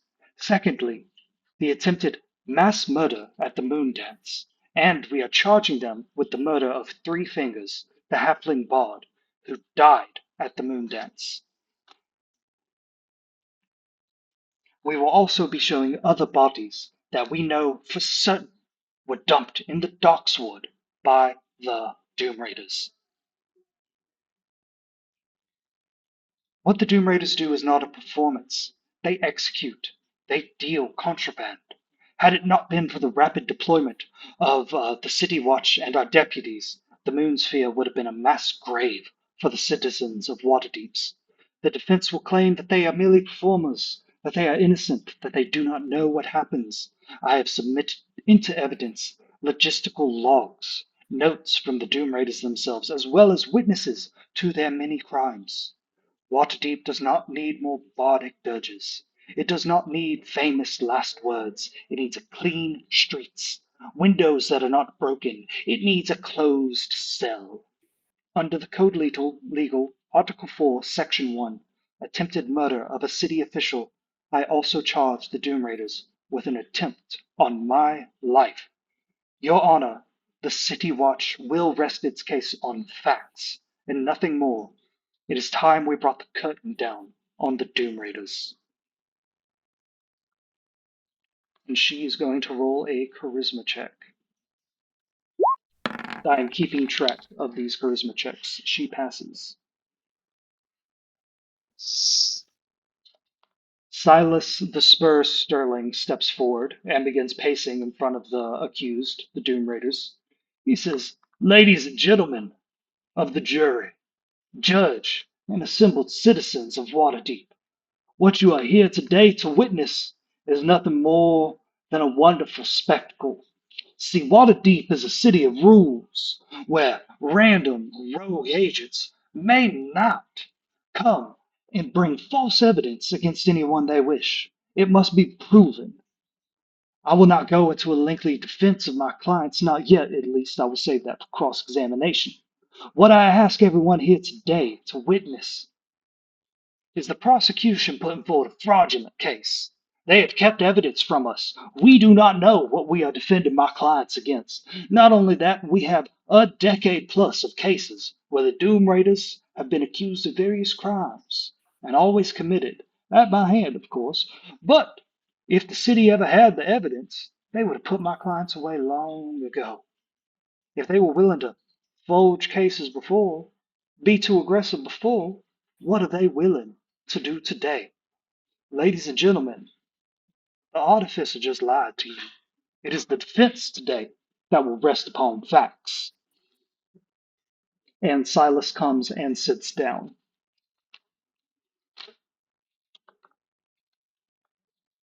That was opening statements. The defense will call witnesses first.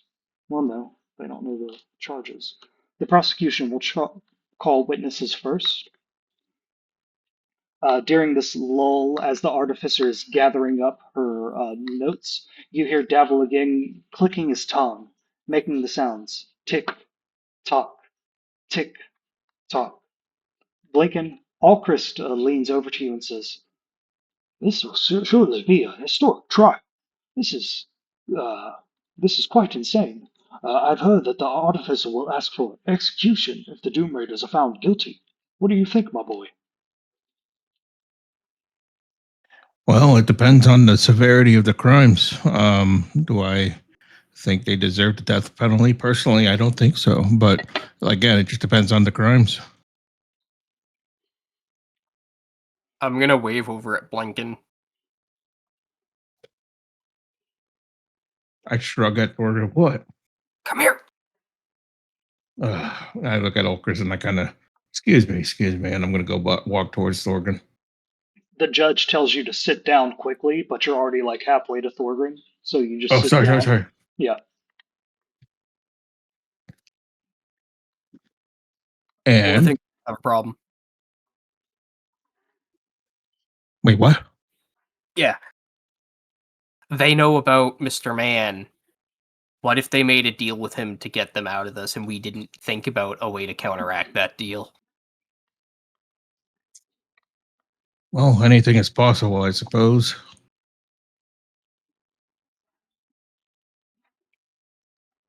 All right, so if you charge in on the right and I go in on the left, we can get 2 out of 3. I'm not fighting anyone right now. What are you talking about? Keep it quiet. You don't need to raise your voice when you say fight.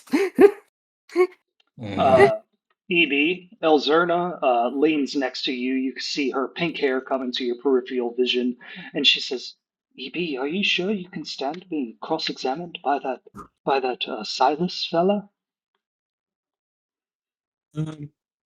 Yeah, I think I'll be fine. Okay. Volothamp is scribbling furiously in his notepad next to you, Huel. Do you say anything to Inchi or Volo or the artificer? I'm kind of just letting it play. I'm kind of just keeping an eye on everybody. I'm eyeballing the Silas now. You're gonna what with Silas? I'm just eyeballing him, like staring him down. He is not looking at his notes. He is sitting back in his chair. He seems very calm, very relaxed. As y'all are waiting for the artificer, another member of the City Watch steps up towards the black staff and whispers something. Inchi, roll a perception check if you would like to eavesdrop. Huel, you can roll one as well, but you're further away, so roll with disadvantage.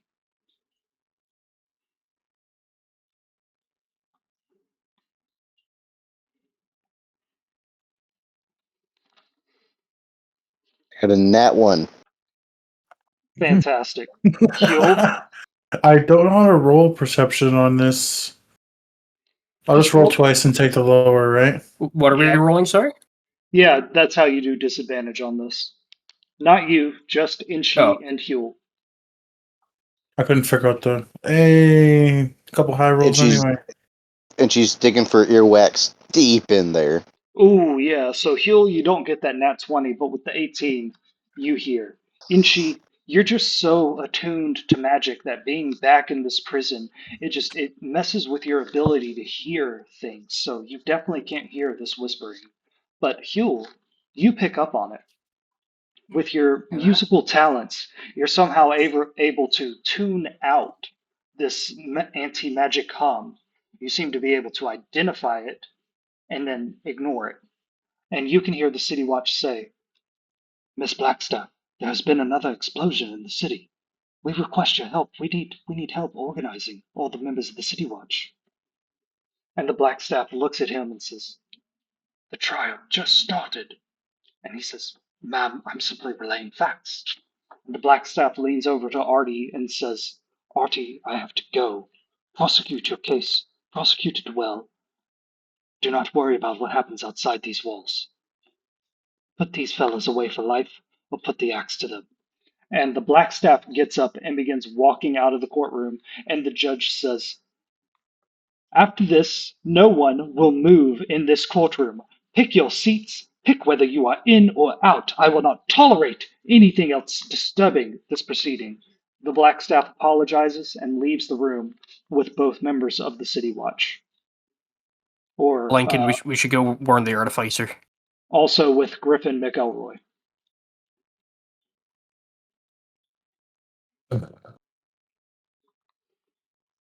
Huel, do you do anything? No, I'm kind of just sitting back. All right. The artificer steps forward and says, in our pursuance of the death sentence against the Doom Raiders, I call forth our first witness.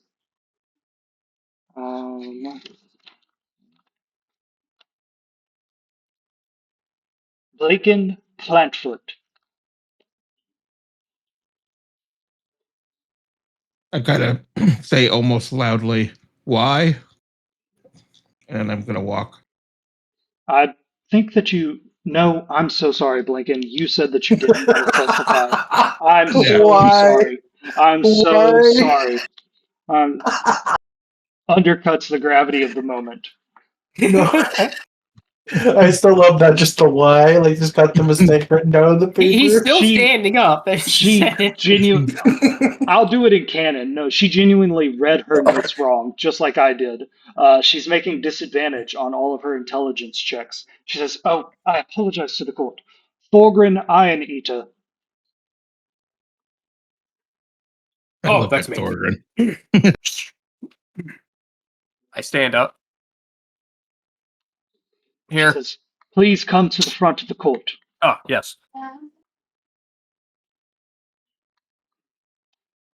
Thorgrin, let me control your token real quick. As you step up here, you have the choice to go up to the judge, left or right. You're standing in front of Davil Starsong. Istrid Horn is to your left. Zaraj is to your right. Okay, I guess I go up to the right. All right. You walk past Zaraj, and she has been looking forward this whole time, kind of zoned out. But as you walk by, she leans forward, pulling on her chains. You hear them creak under her enormous orcish strength, and she whispers, we can tell this whole courtroom about the Vault of Dragons. Don't testify against us. Oh my god, I'm being intimidated.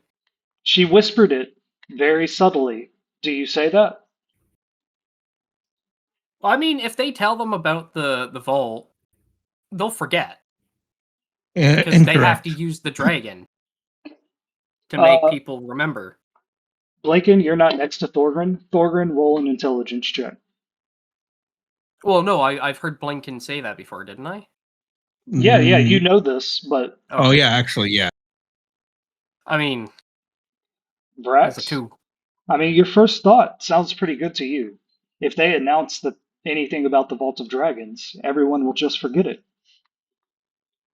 As far as I'm aware, I believe that's the case. All right. And I'm confident with that. Yeah. All right. So do you show the court any reaction to what Zaraj just said?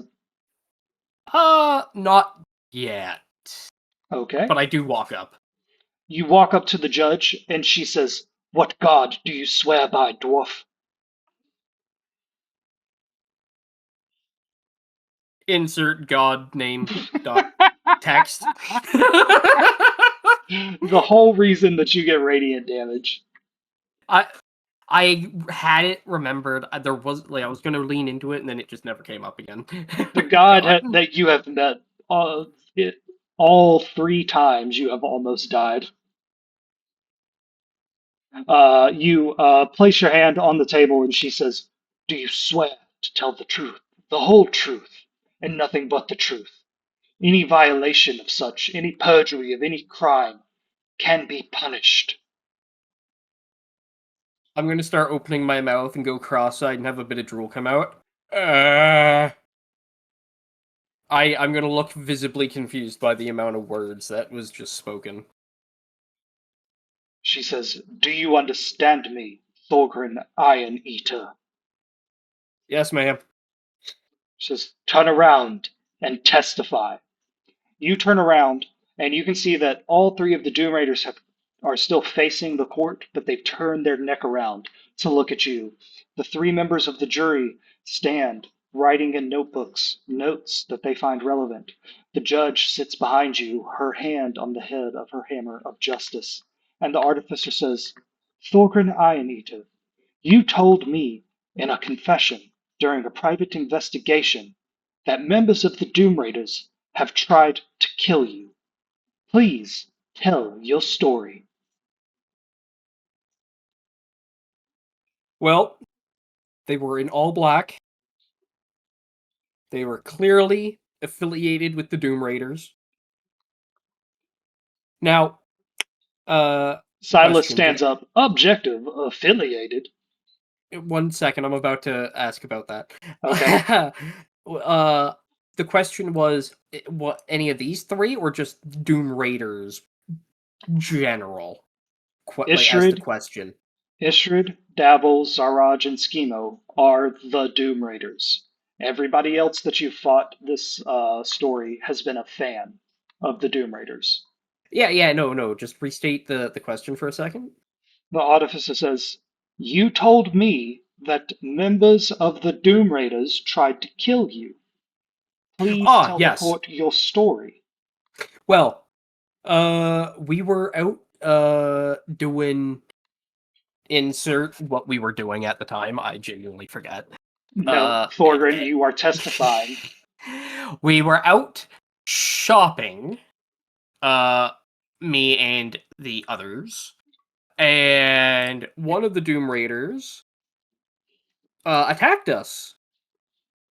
And they said, "This is what you get." And then I couldn't tell who said it, but it was a very masculine hand.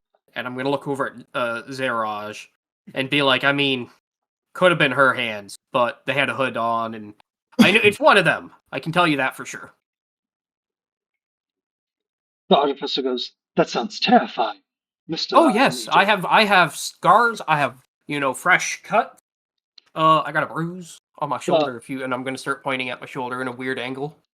The artificer looks at members of the jury and says, "To be out shopping and accosted." And Silas stands up and says, "Objection, Mr. Ironeater, how do you still have a bruise on your shoulder when my clients have been in jail for more than a month?"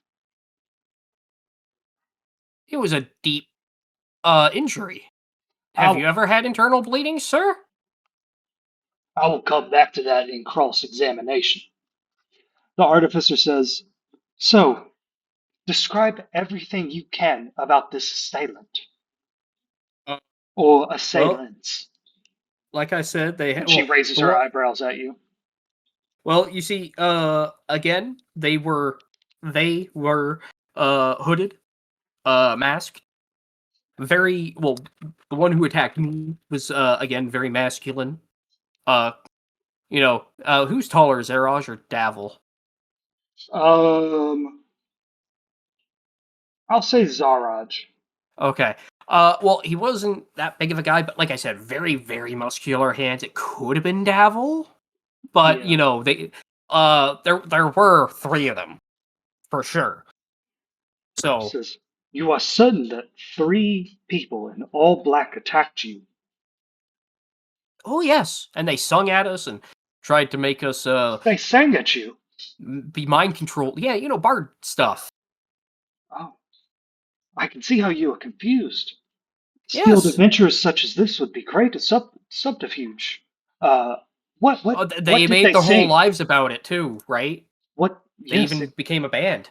yes, So they are exactly. proficient in playing in public, so they could have gotten the jump on us easily. Objection, says Stylus, and the judge says, "Oh shoot, what is it? It's sustained Overruled. and overruled." Objection, testifying, and the judge says, "Overruled." That's what he's here to do. And the artificer says, "What words did they use when they were singing, Mr. Thorgrim? If you can Oh, remember from such a uh, traumatic experience." plenty of words, hurtful words. You know, it made my ears bleed. You know, one of my shopping buddies, they fell on the ground holding their ears at one point. One of them got mind controlled, and you know we had to slap him to get him out of it. So not only did we have to like stop them, we had to harm a friend to prevent them from harming others out of Yes, their control. Mr. That's just Thorgrim, barbarous. what specific words, what notes, would you recognize them if they were sung again? Was it from a popular song? Oh, very depressing shit. Very depressing lyrics. Sorry, ma'am. I'm gonna look over at the judge. Didn't mean to cuss. The very hurtful words and you know depressing stuff. You know, Uh, stuff like an angry teenager would write when they get denied an extra, I don't know, peninsula dog. the judge says, "Artificer, you are fishing. Mr. Iron Eater, do you recall any specific words that were sung? If not, it is okay."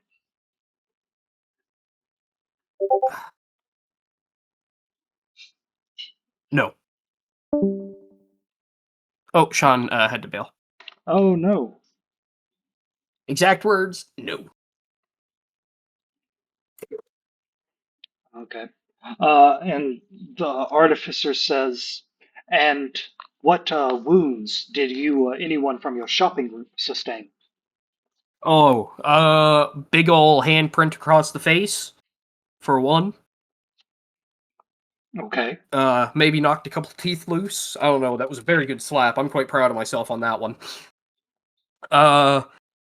You know, bleeding ears, headaches, nausea, sudden urge to harm other people. Involuntarily, of course. She says, "That is very, very brave of you to say, Mr. Thorgrim. Thank you for your testimony today. And Thorgrim, you just told a bunch of lies, so you're going to have to make a deception check. But how do you want to come off to the jury? As sympathetic, as stoic and trustworthy? What vibe are you trying to give them?" Well, I still have the sigil of Lady Naira on my shirt, or I suppose, yeah, I'd be wearing a shirt. I took off the armor, not my outfit. So I'm wearing that. I'd try to come off as trustworthy, but also like you know I'm trying to recall as to what happened. Okay. Roll a deception check. All right. We're going to roll this for the prosecution and the defense. Why did none of you Bardic inspire me before this? Yeah, I'll Bardic inspire you. I'll just throw an arrow at you. Just throw a paper airplane at me casually. Yeah. All right. Deception. 10. We're fucked. Okay. The prosecution has nothing more for this witness. Thank you, Mr. Iron Eater. Silas steps forward and says, "Mr. Thorgrim, your story there, it seemed to have a lot of holes in it. At first you said you were accosted by one assailant, and suddenly your story jumped to 3 assailants. But I guess so long on, it'd be hard for you to remember. Did you by any chance make a official report of this to a city watch officer? Give a statement that was written down, preserved for the record?" Gonna look over at the Artie, like side eye her. She gives you a very slight nod. She's been caught off, or a slight shake of her head. There is not a report for this. Oh my god, you're right. I completely forgot. Well, like I said, we sustained some pretty big injuries. Oh, it slipped your And, mind. well, you know, You've had like that I bruise said, for a month. That wasn't a reminder to go down to the city watch officer and remind them of the time 3 assailants psychically assaulted you and your friends while you were doing nothing more than have you ever been shopping? psychically attacked, sir? Do you know how Yes. much your head gets all loopy and goes all over the place? So, you agree that your mind was assaulted and that you're loopy and all over the place. How are the members of the jury No, that is supposed to not what I trust your said. testimony? Sir, if you're going to twist my words like you plan your defenses, I have bad I'm news for sorry, you. can you not put up to questioning? And the artificer says, objection? The defense is being hostile? And Your Honor, badgering? the judge says, overruled, Mr. Thorgren. He has a right to cross-examine your testimony. Choose your words carefully. I am currently in a sane state of mind. I can confirm that. On the day of the trial, Yes. awfully convenient for the prosecution. Withdrawn, he says before the artificer can even object to it.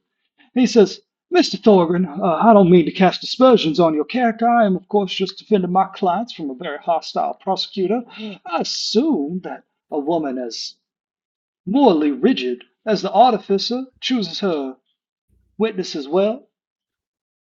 Mr. Thorgren, have you ever run into trouble with the law? With the law? With the law. I can proudly say that I was actually deputized by the law, so I have in fact upheld the law. Yes, I'm seeing at this report of the assault at the moon dance that the artificer filed 30 minutes before the trial started that you were Oh no, I'm deputized. referring to the other time. What do you mean?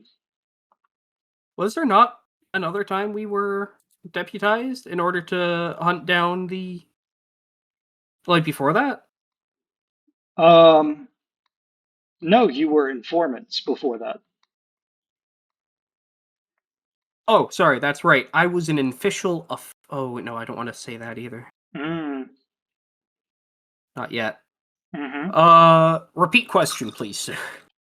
Mr. Thorgren, have you ever run into any trouble with the law?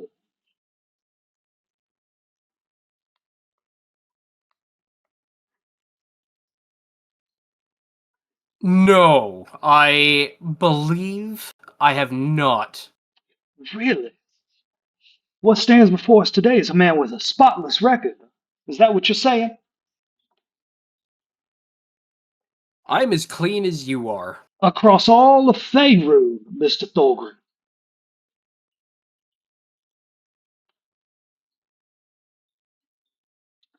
I've never been caught, no.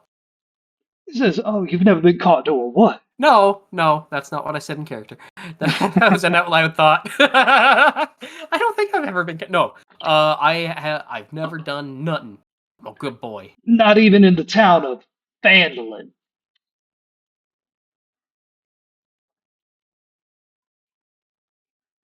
You mean Phandelver? Either or. Oh no. He says, Your Honor, I would like to present to the court. I assume I will be allowed to do so. The artificer can file 30 minutes before the trial starts. Surely I can file a piece of counter evidence 30 minutes later. The judge says, the circumstances for evidence in this trial were unusual. If it is relevant, Mr. Silas, I will let you present. And Silas walks up to the bench on the opposite side from the jury, and he whispers, he says, on the boat ride over here, I reached out to my friend at Candlekeep. Keeps a record of all the criminal prosecutions over the land of Faerun, a centralized resource, if you would, Judge. And this deputy here, Thorgren Ironeater, was accused of multiple violent crimes and robberies in the city of Fandor. And he presents a piece of paper that says that you were arrested but never convicted of anything, Thorgren. What do you say? Yes, Your Honor. As you can see there, it says, I was questioned and detained, but never officially charged or sentenced. Or, as you can see, it's all accusation, hearsay. Uh, you know, defend the caravans, bandits go back to town after licking their wounds. Hey, people stole our caravan, you gotta prove them wrong. Silas says, Your Honor, surely the jury deserves to know of this man's past. He's going to make a charisma check. Thorgren, you can say something else to try to give yourself advantage on this charisma check against him. Do you have do you have a problem with a hardworking dwarf? I'm just trying to make, He says, the city a better place. I simply Trying to want all the facts on the table, Mr. Ionita. do you not like the working class? Is that what you're going to try and say? I'm gonna look at him. Like, I'm gonna turn in my seat a little bit. Face him. Why are you personally attacking me? What have I done to you? He says, You decided to be a witness. Your character is part of your testimony. I'm trying to do. I'm going to stop talking and I'm going to look at him and just start envisioning a rotisserie chicken. And I'm Okay. just going to smile. You're each going to I'm not make going to say anything. opposing charisma checks. If Silas wins, he gets to say this to the jury. If not, he has to keep it a secret. All right, Thorgren, what am I beating? an 18. Oh, Or easy. plus 1, 19. Okay, I got a 14. Okay, Silas wins, and the judge says, looking over this piece of paper, this is certainly a lot of arrests, Mr. Thorgren. I do believe the jury has a right to know. And Silas steps away and says, And of course, justice strikes again. Mr. Thorgren, you testified that you had no run ins with the law, but you have a string of accusations, official accusations, from the city of Phandalin. If you were not honest and upfront with us here today, why should we trust anything that you say? I was honest and upfront. I have no convictions with the law. I have never been held accountable to any incidents. But the question that was, have you ever had a run in with the law?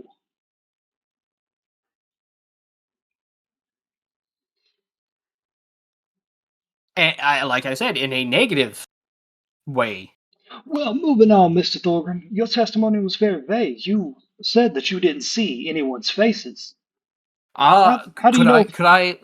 Could I look at the suspect's hands? I could tell you right now which hand it was. He smirks at you. You caught him. He says, "Well, go right ahead, Mr. Thorgren.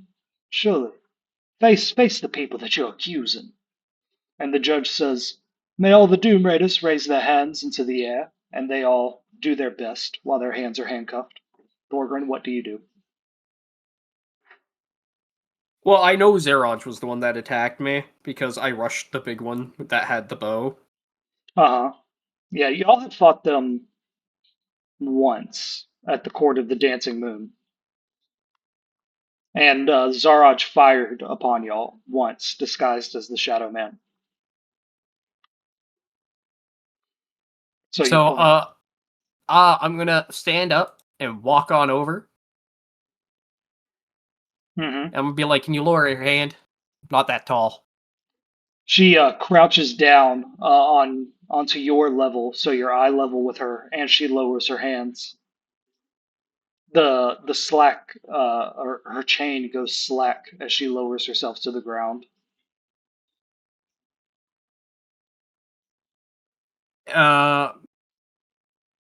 How close is anyone else to me? Am I able to whisper to her? Yeah, you said you walked right over to her. Okay. I'm going to whisper very, very quietly. Plead guilty, and at worst, you can get life. Maybe they'll knock it down to a couple of years.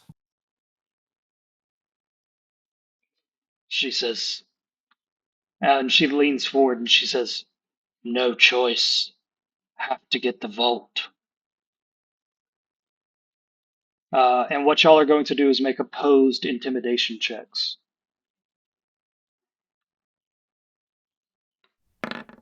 All right. Ooh, she got a 2. So she tries to make that sound big and bad, like there's nothing you could do to stop them. But it comes across as hollow, especially because she's in chains. Okay, I got a 16.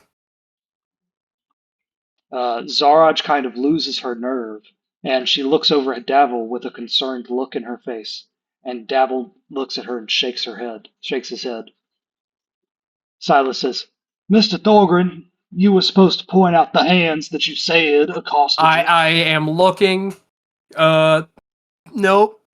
I was wrong. It was not Zaraj. Gonna side eye her and waddle over to Davil. I won the intimidation check. Ha ha ha. Yeah. Same thing, sir. Hands down.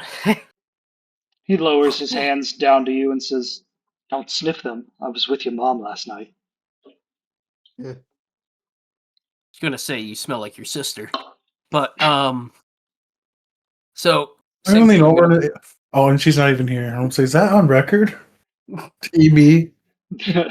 They're whispering. Same or- thing. I'm gonna be. Yeah, no, Davil said that out loud, so yeah, that would be on record.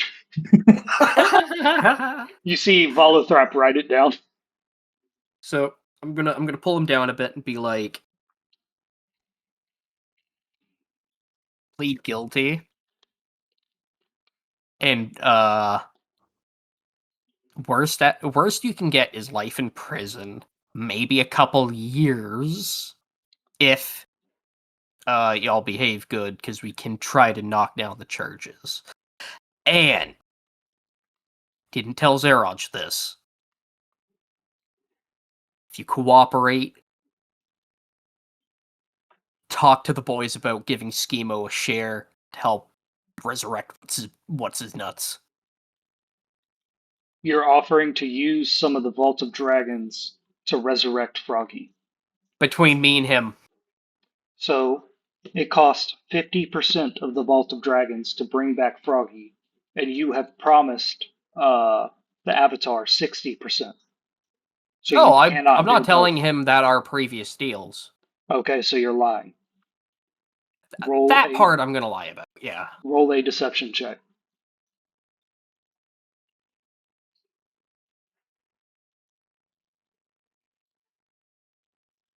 Deception 10. He looks at you and says, as he's lowering his hands so you can inspect them, "We can, of course, just tell the artificer why you're so friendly with her." Oh, we're all friends. She hates my guts. You and your friends want her for her heart. That's heartless. I have no intention of killing her. Your Honor. Yes. I'm guessing he's not agreeing to this No. deal. He's not agreeing. They have to go for the Vault of Dragons. They made a deal with Avi. Your Honor, these hands, in fact, look like the hands that accosted my friends and I. Silas Sterling steps forward and says, "Those hands, the hands of Davil Starsong. Is that what you're saying?"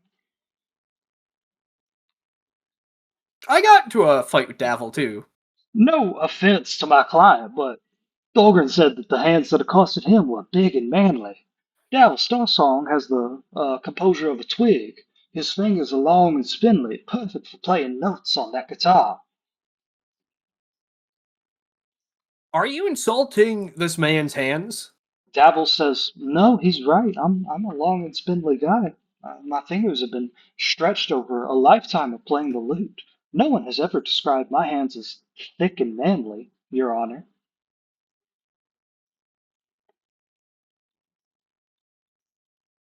Nope. These are the hands. They must have been enlarged by a spell. Silas says, But those are the scars. the defense has They no were more enlarged by a questions. Xerox machine. The defense has no more questions. Thorgren, roll a final deception check for the jury. They're gonna total recall our asses. It was an inside job all along. 5. Oh boy. All right. Having been thoroughly cross-examined, Thorgren, you go back to your seat, which was. where As was I'm that? walking away, Oh. I'm going to, proudly show off the Lady Naira badge. Try to hopefully show off, like, hey, this guy has a royal crest. Maybe he is worth taking at his word. You make eye contact with the juror who's a model, and he seems to recognize that. I'm gonna And smile at him. you go back to your seat, and huh. How'd I do, Blinken? You made me proud. Oh, you want to testify too? No. Oh, Hugh, I forget. Did you want to testify about anything? I don't think you did. I could. What You would can you like to testify testify about? I'll stop. Yeah, you better stop yourself. Simmer down there, Blinken. No. Are they like letting people come up, or are they like asking loud? We'll say that you agreed to testify beforehand with the artificer. What would you like to testify about?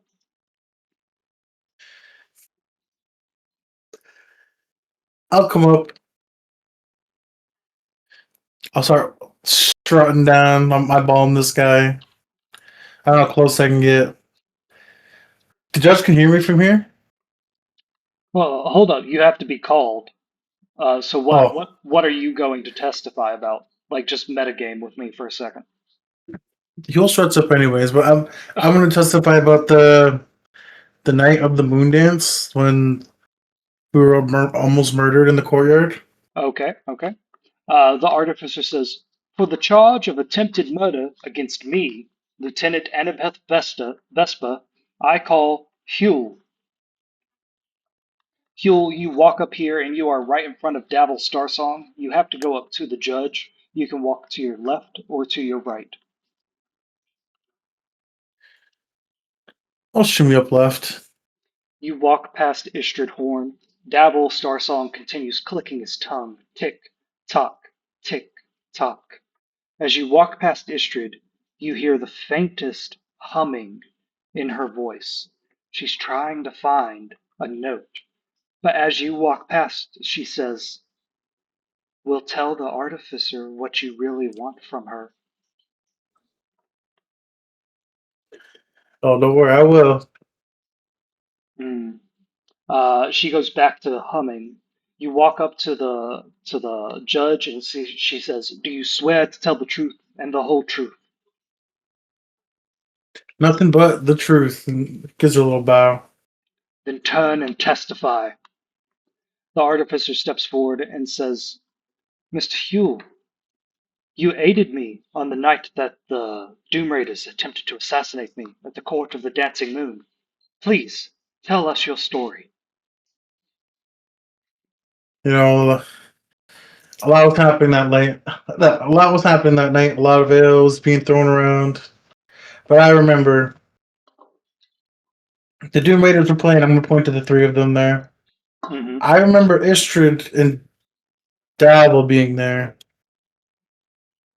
She says, Mingzara was taken away before. along with Schema Weirdbottle, correct? He was part of the band at this time. He crosses his arms and he starts to think who else was there. I can't remember if Schema was there or not. I remember Davil was there. Oh, Okay. Schema was? Yeah. On the night of the Dancing Moons, Schema was on the Doom Raiders side. He was trying to kill the artificer.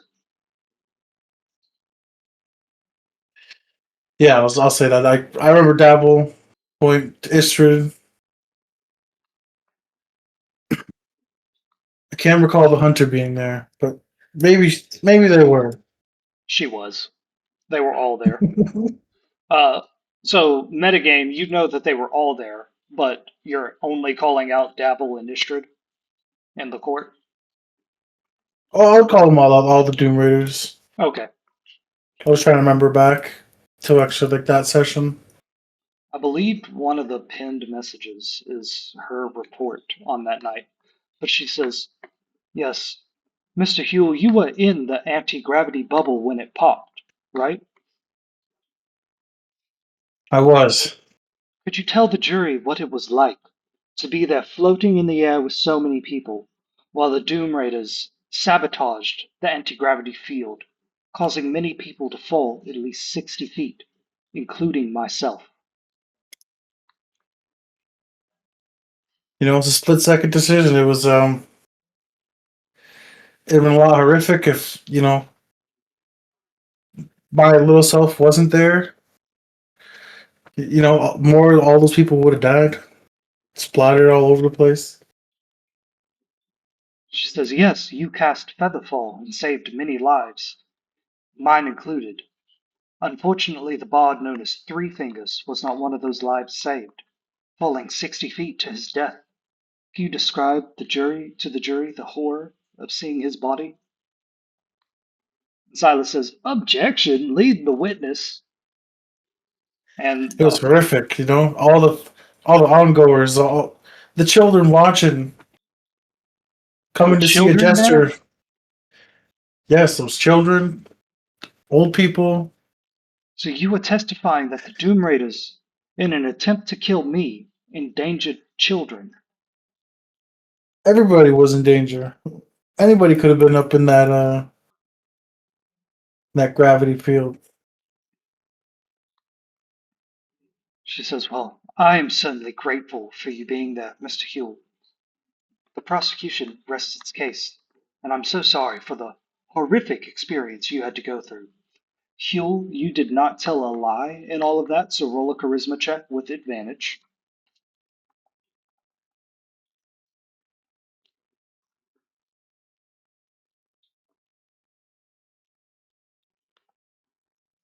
I thought that was a 1, but it's a 7. Huh? 18. 18. Nice. Very good. Silas steps forward for the cross examination. Says, Mr. Huel, I have no doubt that the experience that you had at the moon dance was confusing. To be hovering 60 feet in the air, dancing, weightless, only to have it disappear, and for the fear to catch your gut. However, in situations like that, it's hard to make good observations and decisions. How do you know for certain my clients are the reason that the anti-gravity field fell apart? They were singing this song. Like I can't recall, It was the but ghost this, of you. yeah, their song, the hit song, "Ghost of You." The second I can't remember if it ended or hit the high point. It was This was a close. month ago, or however long ago it was. It's been a while. He says, but surely if someone had targeted you, you would, oops, I changed y'all's map, my bad. Surely you would remember why you thought that. Why do you think that it was my clients that caused the anti-magic field to fail?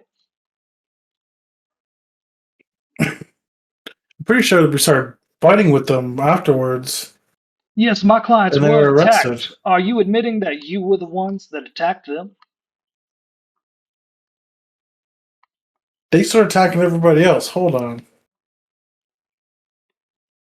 So it sounds like you started to fall. You got scared and you lashed out at my clients. Do you?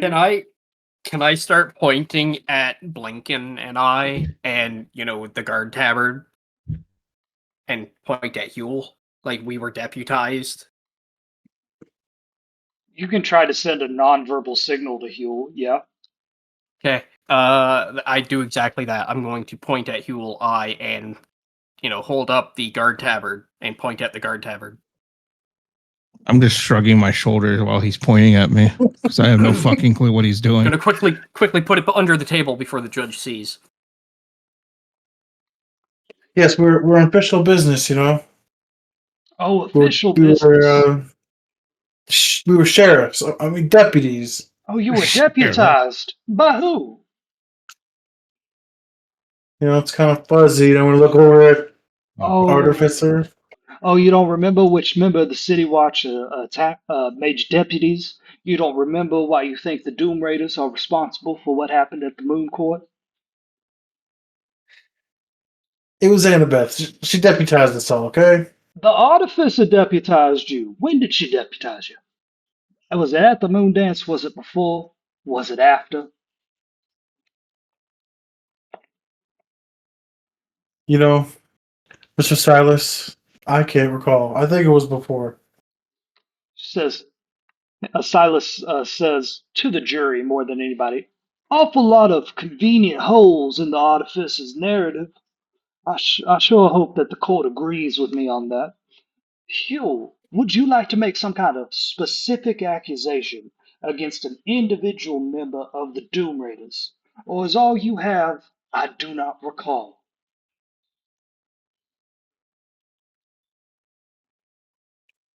You know, I know it was them. Oh, I you swore an know. oath. I'm not lying. And you'd have no reason to lie, would you, Mr. Hugh? None at all. He steps forward and says, you have no personal incentive to see this trial go well, or in a direction that is contrary to the Doom Raiders' continued breathing. I'm just out to see justice be done. He steps forward and says, Mr. Huel, do you have a personal relationship with Miss Annabeth Vespa? Who? Oh, She's my friend. That's none of your damn business, Sterling. She's just friends? I can confirm that nothing has happened between the two because I The have judge seen. says, sit down and be quiet. Mike. Mike, is this where you? Is this where you make him deny his love for her with tears in his eyes? This is how you get them to I'd have be- this dramatic breakup. I'd be very happy if that happened. You can lie, but no, the dramatic moment with the artificer comes later. Silas says, oh, so you're just friends. He's like in that anime clinch where he's like clenching his head and like he's like grunting to himself. He's like, Uh-huh. He's in the I mean- friend zone.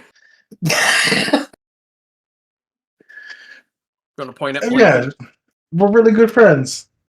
Really good friends. Is that your testimony today here, Mr. Huel? It is. All right, that's not a lie. I thought you were about to deny it. And he steps forward and he says, so, I rest my. Oh, hold up. There's just one more thing, Mr. Huel.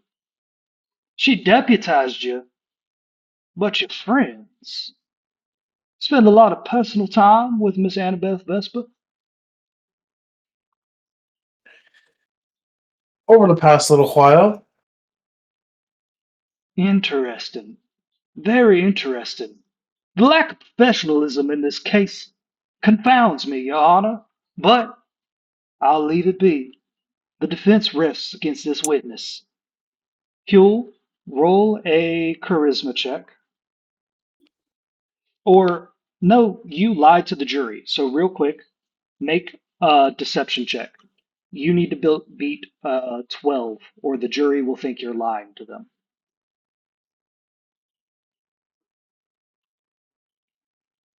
No way. Ooh. Oh my god. So the sweat dripping down your face, the way that you clenched your fist, the way that you couldn't keep it professional, the jury thinks you have some kind of personal relationship with the artificer. So Oh, he's like staring at her. He's like twirling his hair. He's like so upset. she is looking down at her notes, but like clenching her hand tightly. Huel, yes. Could I crawl under the podiums here and try to like sit closer to the artificer? I'm absolutely not going to stop you from doing that, but I don't know if the judge would be okay with it. Can I stealth check it? Yes, you can. Cool. 16. 16. That's good enough. That's good enough. The judge looks down at her notes and begins to say the next thing. She looks up and notices you're in a different spot and like looks at you weird. But you are standing next to the artificer. Huel, before you leave, make a charisma check with the jury. Just a straight charisma check, no advantage. Artie, they're battering him. They're battering him. They're She says, intimidating him. she says, if I leaped to his defense there, it would have made everything look worse. You still got a 23. That's a bard for you. All right, Huel, you can go back to your seat. Before I do, I'll be like, "Thank you for your time." To the judge and then to the jurors. I say And both to remember, them. do the right thing. As I'm Huel, walking back, I like mouth to the artificer, like, "I'm so sorry." As I'm walking past, she says, don't talk to me. I'm just mouthing it, like I'm so Uh, sorry. Huel, as you walk by, like you can just feel Silas's gaze, like staring into you. Like he knows he can't prove it, but like he saw how you and the artificer were next to each other. He can tell. Huel, as you're walking back to your seat, the door to the courtroom opens, and the judge says, "What manner of disruption is this?" And all of you turn around, and you see a guard wearing all black leather armor, a hobgoblin with his ears pierced in multiple locations, carrying in a prisoner by chains around his arms and legs. And he says, "Sorry, Yana, it's time for a dung cleaning. We got to go to the dung closet and stuff like that." And the judge says, "That is purely unacceptable to happen during a trial." And the hobgoblin says, "That's standard procedure around here, Judge. We're not going to let the prisoners keep all this in their cells. They'll start throwing it around, using it as a weapon." And the judge says, "Make it quick, make it fast." Do any of y'all want to do anything right now? I don't think I do. I'm just like, Artie, Yes? shrugging and everything. if I could put the Silk Rooter in Silas's pockets, we could accuse him of doing drugs in court. Try to get him thrown out as a lawyer. She says that certainly would go against the code of ethics. I have a guy. That certainly would be against the code of ethics. Can you do it here in this court? I have a guy. Okay. Hugh Uh, makes his way back to the seat. These two start heading towards the dung closet. Does anybody want to do anything before the final witness is called for the prosecution? I was going to involve Inchi because he would be perfect for my little scheme right now. You have time to do that. I was gonna. Well, Sean left early, right? Oh So I shit, was, yeah, he did. yeah, I was gonna get Inchi to do his roguery because I'm sure he has a better stealth than me. Hmm. And get him to reverse pickpocket the Silk Route onto Silas. And then Artie can draw attention to him, ingesting and doing Silk Route. Okay. Oh, actually, cancel that. I look at the Artificer. Can we say that Silas spiked us with Silk Route in an attempt to sabotage us? She says that would be an insane accusation to make. One But that he could surely defend against. not if we put, not if, okay, we've already ingested it. We plant it on him and accuse him. If it's on him, he can't deny not having it. True. Talk to Inchi. Okay, and it's after midnight for some people, so I'm going to call it here in just a second. So, Sean, we'll be back next session. Okay? Yeah. Um, so The artificer stands up and says, "For the prosecution's final witness, we call Sadboy McGee, who will testify to the Silk Route dealing and to everything else that the Doom Raiders have done." Sadboy McGee begins walking up towards the Doom Raiders, and these two step into the dung closet. And that is where we're going to call it for tonight. All right. Oh yeah. Yes. Alrighty. Next session should be very, very fun. Okay? Hell yeah. Yeah, that was Should I awesome. prepare? Right? Say what? Then shouldn't I prepare when I calls a witness? Oh, yeah, you Oh, needed to be yeah, called, you too. agreed to be called as a witness. My bad. So she says, "I call That's EB." okay. No, And- we can give you a chance to testify. My bad. okay, yeah, but next week because right now I'm Yes. like falling asleep. Yes, yes, Yeah, that works out. I'm calling it here. Thank you guys very much. Next time I talk to you, I will be in a nice hotel in Minneapolis. Nice. Oh, Mhm. hell yeah. All right. Have fun, Mike. Yes, Right. absolutely. I might be on tomorrow at some point. I hope all of Okay. y'all have a good night. All right. Yeah, Thank you. thanks for the Later. game. You're welcome. Yeah. Later. You have a great night. I'll Later. post the Peace. videos soon. Y'all have a good one. Oh, okay. Yeah. All right. Yeah, you too. Peace. Thank you. Peace. Peace.